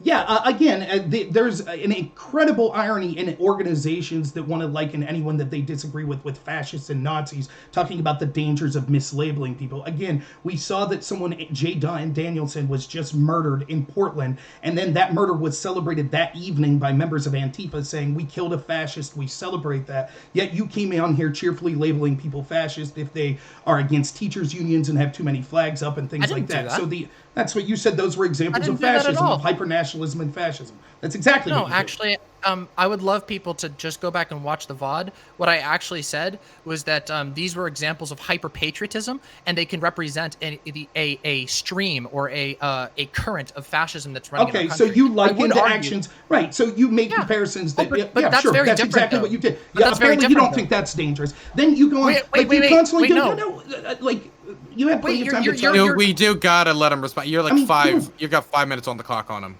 I mean, and like you constantly do this. You say saying someone executed someone is bad because they're innocent until proven guilty. Then 30 seconds later you say, oh, but the police executed someone, as if they're not innocent until proven guilty. You say that it's bad to call people terrorists. Then you go right off and say, look at all of these white nationalist terrorists, thereby labeling them. This was a point I actually was trying, I assumed I would agree with you, actually. I think that white nationalists are terrorists. This was a point I thought we could agree on, that when I asked you earlier, I said, do you think Nazis are terrorists? You said, well, I'd be careful to label them that. And then you proceed to go on and do just that later in the conversation. So you seem to have no qualms about making those justifications and those labels. So it just seems odd to me how you'll willingly, like you get in this high horse and say, how dare you label people terrorists? Now, as to what happened to that old man specifically, yeah, I thought that was really bad. And I thought that Trump was wrong to come out and assume motive to him without having proof of it. That's certainly something that's wrong. That's something that we should condemn Trump for, and I did. Now, was that old man, like, it wasn't as heinous as some people thought. He was pushed, but it wasn't like he was brutally attacked. I still thought it was bad, and I thought those officers should have been reprimanded for it, though. Now, having said that, and again, the question that lies before us is, as I said about 40 minutes ago, what we'll end up seeing is you're going to have to lay on the fact that, well, okay, although we see the Antifa group in Portland that's running the show there, Rose City Antifa, yeah, they're engaged in violence, and that would, by the definition, meet the definition of terrorism. And the John Gun Club, yeah, that's invasion violence, and that would be terrorism. And these other Antifa groups that engaged in black blocs that are doing things like intentionally shining lasers into police officers' eyes to blind them, firebombing police stations, using bricks and weapons and slingshots, spike strips, things like that. All of those things are violence and intimidation of a civilian population to achieve a political end. But you just default back to, well, but there could be Antifa organizations out there that aren't embracing this violence. You say that you know a lot of them, but you haven't showed me any examples of them saying, oh, by the way, we don't engage in violence whatsoever. You just said, well, there was a group called an anti-fascist committee that Einstein was a member of back the day, and that was Antifa. They didn't call themselves Antifa. Maybe they did. I'm willing to see proof of that. But again, we're talking about Antifa the way that it's known, with the symbolism that's engaged with the original German group that they were inspired by, the anti-fascista group, that, by the way, was largely responsible for the rise of Nazism, because they, too, terrorized anyone that they deemed fascist, primarily capitalists, and through that terrorism, it encouraged people to be willing to side with the Nazis, because the Nazis actually fought back against the anti-fascista. So it was two horrible organizations engaged in mutual combat that forced people to make a horrible, terrible decision to join with one of these two groups. But what we can see is all this violence that's occurring. And again, I'm not saying that everyone that says, hey, I identify with Antifa is a terrorist. Just like I'm not saying that everyone that says, I identify with Richard Spencer's group in the alt-right is a terrorist. But they are engaged in an organization that they know use violent tactics and have harmed people and have killed people. And they are willfully engaged in that. So they might not themselves be willing to engage in that violence, but they're supporting a group that does. And we need to be able to call out these tactics because they've been so destructive, caused over $2 billion worth of damage, primarily to inner city people of color neighborhoods, and it's absolutely disgusting. This organization needs to be called out. I provided evidence that they are in fact organized, as the Department of Homeland Security private messages have been released that show. I've shown an example of Antifa in their own words, celebrating heinous acts of murder, heinous acts of attacking ICE facilities, and things like that. And the fact that you just default to not being able to defend any of that and just saying, well, it's bad to call people terrorists. Rob, sure. I do want to go back. You've been going for exactly 5 minutes. Yeah, that's now. fine. Fair. I do want to turn it back to Yeah.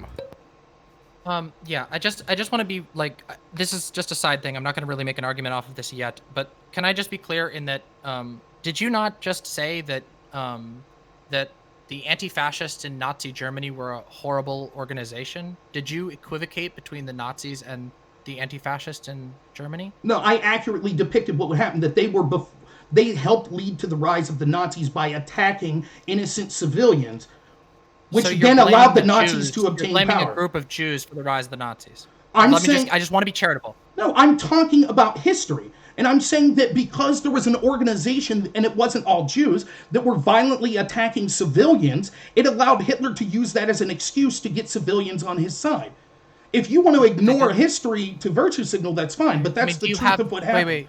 You're alleging that a group of, by the way, historically it was largely Jewish, fighting against the rounding up of their people by the Nazi regime was somehow contributed to the rise of fascism and Nazism? Like, to me, that just seems like, I mean, I don't know, like that does sound like you're blaming the victims of Nazism for the rise of Nazism.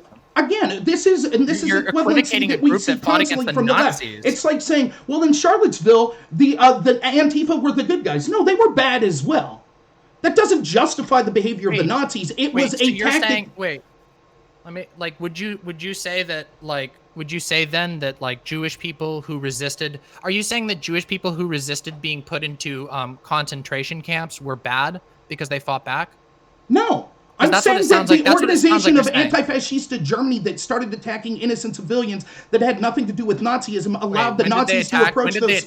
When did they attack innocent civilians? That was one of the starts they got. They were communists. They were violent communists, and the Nazis rose to power in an all attempt of my to fight research of this communists. group. I've never heard of them doing attacks against civilians. They were particularly struggling against the Nazi Party specifically. Like, that was why they were founded that way. They were struggling against the rising Nazi Party in Germany. I've read books on this. I don't have them in front of me. To me, like, it sounds like right now you're willing to step in this, like, pile of, like, blaming the rise of Hitler on Jewish people who fought against Hitler. And to me, that just seems like, again, another example of you just, like, being willing to engage in whatever to avoid admitting that you've gone way too far and trying to label a group as a terrorist organization. And again, you made a number of repeated claims about whether there's been this amount of damage or whatever or whatnot, but none of those, I've not seen any statistics that even would bear out to prove that would be a terrorist organization. In fact, I have, like, literally right here, I have the statistics from at least as recent as I could get, during the BLM protests, of dozens and dozens of federal arrests. None of them were charged with being members of a group. None of them were found to be tied to any group called Antifa or anti-fascism. Most of these federal charges were people who engaged in independent looting or violent behavior that was motivated by themselves. And while there may be some group in a place like perhaps you could point to Rose City Antifa. I don't know enough about the specifics of their organization. I certainly wouldn't feel comfortable labeling them a terrorist organization offhandedly. But maybe you could point to them and say, hey, maybe this group is engaging in some tactics that are reprehensible. That doesn't mean that everyone else who does. Again, you have the same problem of conflating an entire belief system that has an unbelievably rich history with many different groups, including the one that I cited, like that Albert Einstein belonged to, that throughout history have represented all walks of life and many different creeds. Their one uniting principle is that they disagree with the rise of fascism, and they find fascism uniquely dangerous. Also, you've accused me a couple of times in your previous rant of doing things that I didn't do, and I just urge people, please go watch the VOD. I promise you that you will find that none of those allegations are true. I never once made a spurious claim of fascism, nor do I think that accusing somebody of being fascistic or having fascistic tendencies is even close to the same as trying to label an entire creed a terrorist organization. I do want to let Rob respond to this, and then we're going to go into ending statements. Sure. So again, you see the conflation. This is a classic tactic that you see from a lot of people that want to be perpetual victims, that they're unable to. This is exactly what we saw at Charlottesville. So, for example, they say, well, Richard Spencer and his group, which I agree are incredibly heinous, are bad. Therefore, the other people engaged on violence on the other side must be good people, citing statistical facts about the fact that we could see that a lot of the abusive behavior that was coming from the anti-fascista group that was directed at civilians and not just to government agents is one of the strategies that allowed allowed the Nazis to obtain the kind of power that they got through the civilians. By the same token, we could see that when Richard Spencer was actually asked what were some of the best organizations, then some tactics that he had for recruiting people, he talked specifically about violent action by mob mentality on the left, such as violent people in Black Lives Matter and violent people in Antifa. This doesn't mean that I'm blaming left-wingers for the heinous actions of Richard Spencer. To the contrary, I'm just talking about a fact that shows that this was a recruiting tactic that was used by people on the other side. When we see extremists from one side, there is a horseshoe effect, which leads to more extremism for the other side. Right now, the only extremism that's been given institutional credence is those in groups like Antifa, that we saw these riots occurring over and over, and people that would argue on the side of Demon Mama said, what riots? There's no riots occurring here, until they saw the internal polling showed that it actually wasn't popular among people, and then they said, oh, it must be Trump supporters. Now, again, I provided in the chat links, about 9-10 links. You keep saying you're not providing evidence. I have. I have all sorts of, like, Rose City Antifa, New York City Antifa, Atlanta Antifa, almost all of the cities where riots were occurring. You could see in real time on Twitter riots being directed by people with those social media accounts. For example, there's also a flyer here that talks specifically about the idea. It says, look out for fascism entryism at BLM protests. This is from AtlantaRiseUp.net. It was provided on over 7 Antifa Twitter accounts that I saw that talked about the need that this is not white supremacists causing the protest or riots. It's actually Antifa. They say that white supremacists may have showed up, but these are being led by Antifa and other groups. The link was provided in the chat. There was all sorts of other things in real time showing Antifa directing these attacks. This is going on, and I understand that a lot of people on the left don't want to accept this, and they want to say, no. If the FBI didn't declare that they were in a group, again, I released the evidence from the Department of Homeland Security that says that they understand that this is organized and coming from groups like Antifa. We can no longer say that they're disorganized. The fact that many of them may have not received federal charges right now, I wonder if they start to get federal charges in the future, will then Demon Mama come back and say, I was wrong, Antifa was engaged in terrorist opportunities. And we could see all over the place how these people in Antifa engaged in Black Bloc are engaged in terrorist activities. Again, I go back, and then we'll get to the closing comments, to what I said about an hour ago, which was, you'll just be left to say, well, there are people that are defending these violent terrorists that aren't violent terrorists themselves, so you can't call everyone in Antifa terrorists. But the ones that matter and that are actually burning down our cities are Antifa. They are terrorists, and I hope that the federal government starts to go after them as they should. Okay, I am going to do something that I hope goes well. Since it is any statements, I think I can do it. I need to use the bathroom horribly, so I'm going to throw it first over to... does anybody want to particularly go first? Anyone want to... It doesn't matter to me. Okay, then Rob, I'm going to have you go first.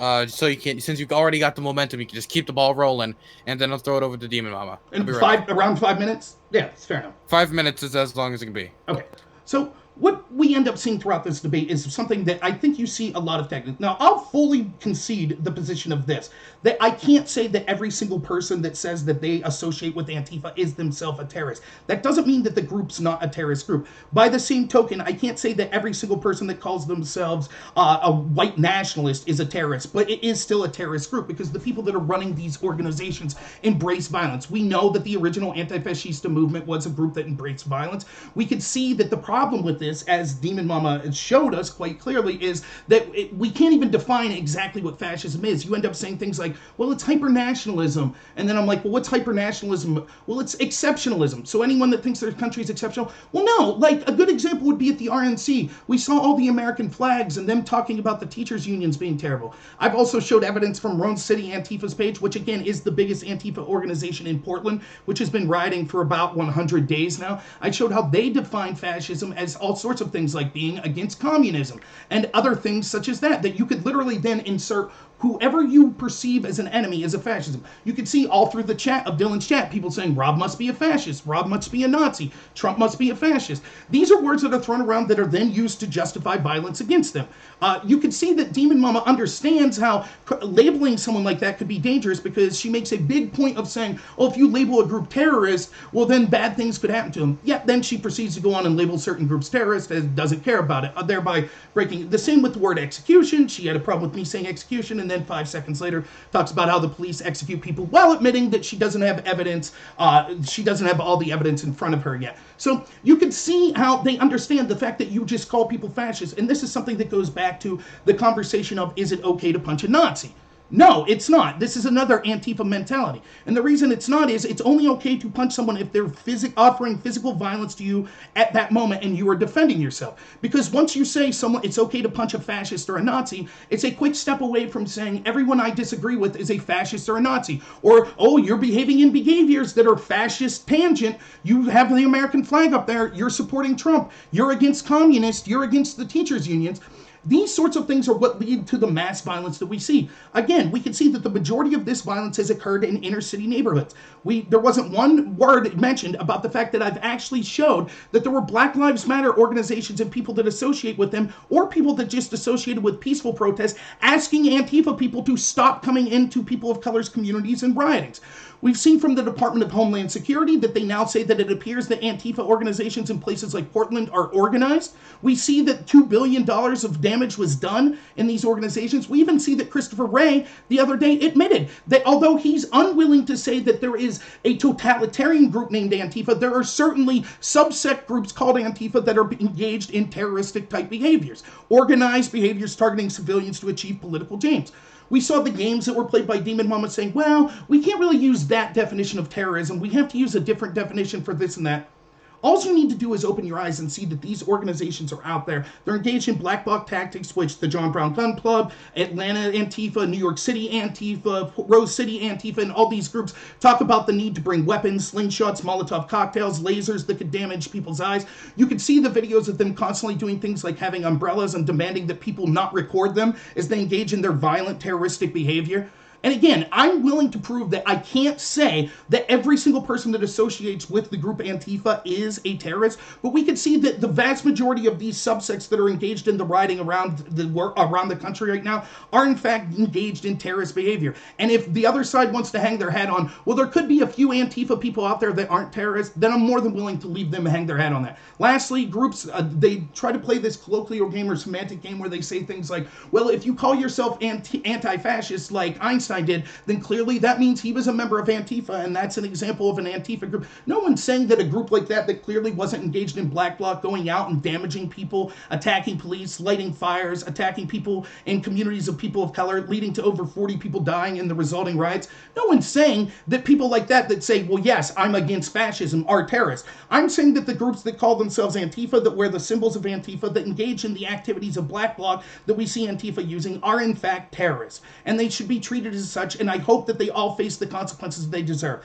When we start to see the federal government in places like Portland come on and arrest them because local prosecutors are unwilling to allow these people to go to prison as they should and instead leave them out night after night, then we'll start to see that this sort of terrorist behavior will start to be curbed. Lastly, never forget, no matter what is said here, we have two examples of Antifa. Even as heinous as other groups are, I didn't see the celebration of people being murdered in the street like I saw it from Antifa.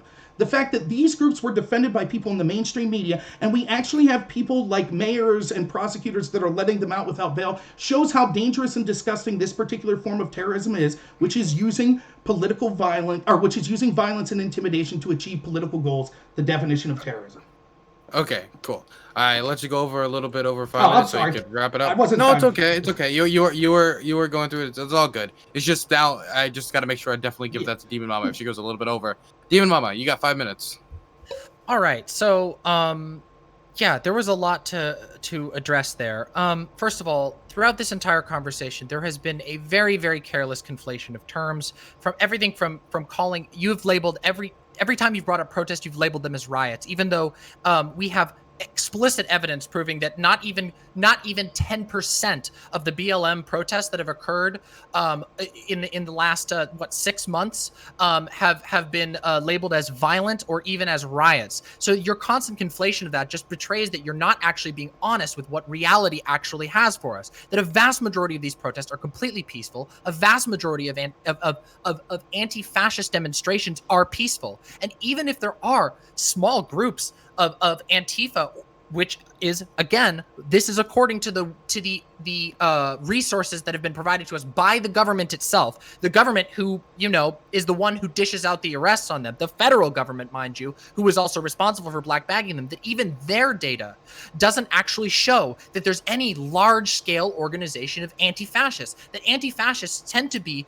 a distributed group of individuals who all oppose fascism, but do so in very different ways. I think it's really dishonest to try and downplay the fact that Albert Einstein, again, was literally belonged to an anti-fascist group that still exists to this day, that was explicitly devoted, one of the most famous anti-fascist groups in history, was explicitly devoted to nonviolent methods of fighting fascism. And I also find it very strange. I've got to say, I find it really, really dishonest and really strange to make comparisons between Antifa, a group that, if we're going to be very, very charitable to Rob's position, may have killed one person in the past 25 years, to the KKK, a group that ran a terror, a complete reign of terror over most of the southern states. Whether you want to call them a terrorist organization or not doesn't matter. The comparison between those two organizations is just completely out of left field. And then to then go on and imply that Jewish anti-fascists in World War II era Germany were somehow responsible for the rise of Hitler is just, oh my God, I can't even believe he'd be willing to say that. That's just like, holy shit. That's like so victim blaming. But on top of that, we can talk about a whole number of things. You've refused to acknowledge the fact that many currently active anti-fascist groups are definitively devoted to nonviolent means. For example, the hundreds of mutual aid groups that exist across the United States, whose main purpose is not even to be involved in protest, but rather to provide for the material conditions of the people on the ground, delivering groceries. Something that I have worked with other people who consider themselves anti-fascist. I've worked with them to deliver groceries to hungry mouths. This is what a lot of anti-fascist groups do across this country. You're willing to roll them up and label them all terrorists. Mind you that this question, the original question, and the one that you refuse to cede, although I think you should rationally cede the point, is that Antifa is not a terrorist organization. You've been willing to stand by both the idea that it's an organization, which has been proved objectively false, and secondly, that it's a terrorist organization. Every single piece of evidence that we've brought up here has shown that they are not an organization, even if individual members of Antifa at some point have done something wrong. We would not apply this standard to any other group. We would not apply this to Christians. There have been many Christians in throughout history who have involved themselves in things that your definition of terrorism would be considered terrorism, but we would not label Christians as terrorists. Likewise, why the hell would we label an entire creed of people, the anti-fascist movement, a, again, rich and colorful and fascinating historical political movement, all as terrorists because some people who happen to buy into that creed did something wrong. Again, it's this really strange thing that really reminds me of when Trump, sort of spuriously accused a 70-year-old man who was the victim of police brutality of being an Antifa provocateur, because that means he can hand wave it. Oh, it's okay. The police were just beating up an Antifa guy. It's weird that the same exact tactics that you are supposedly railing against are being used right now by the president and yourself to label a rich group with many different people all over the country.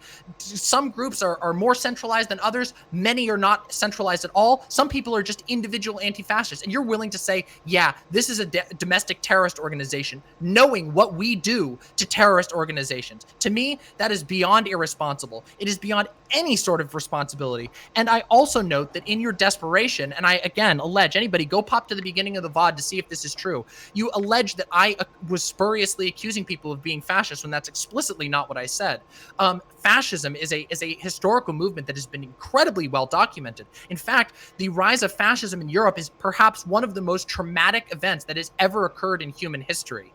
And it has affected us for years. There are people who today who still lived during the time of concentration camps in Nazi Germany. So to downplay that is just completely silly to me.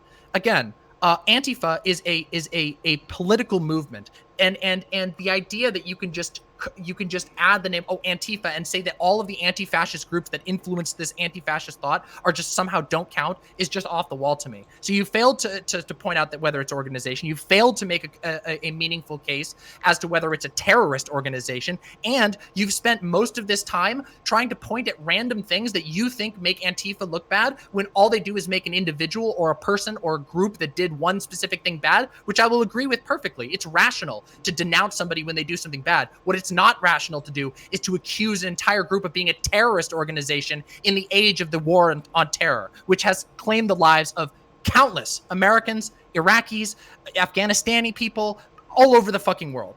So okay. I just feel like your entire position is one of pure propaganda. And that has been proved in this conversation. Okay, we can wrap it up. We've both had plenty of time to talk and plenty of time to put into our ending statements to address everything that's been said. While it got heated at times, got organized, and chat got rowdy, I'm happy we had the talk, as this is a common thing of discourse that we don't really see two people engage on for long periods of time. Really, I kind of just see one community say Antifa. It is not this. It's impossible to say this. It's ridiculous to say this. The other side says it is. So I'm happy to finally see two of those collide, because I haven't actually seen a debate about this on Twitch before. So I think this might be one of the few times I've actually seen it on Twitch. I'm thankful that you've both come on, and then, of course, I would have you both back on in the future. And Rob, I can't wait to have you on Hippy Dippy in the near future, and to have you for that collusion conversation Sure. with a tag team with Drone Tech. That makes a great tag team, I think. I think you'd be perfect for WWE, Rob. Well, thank you. And let me just say thank you to you and Demon Mama, even if I disagree and we get heated. Trust me, I have no hard feelings. And I didn't see the chat. I wasn't really looking at it. But yeah, any calls to, if it was anyone suggesting violence to you, I apologize for that. It might have been people suggesting violence to me. I don't know. I don't really care. But yeah, uncalled for. And I assure you, I would be more than happy to hang out with you if I ever saw you in person, Demon Mama. So there's no hard feelings or anything like that. It's a debate. So hopefully people in the chat understand that. So. Wonderful, wonderful. You two can stay in here as long as you want. And if you want to talk a little bit after, you both have a blessed day and a blessed week, okay? Thank you very much, Thank Dylan. you. Wonderful. I'm gonna roll out and go to my stream. Yeah, me good too. talking with you. Yeah, take it easy. Yeah, likewise. Bye bye. Yep.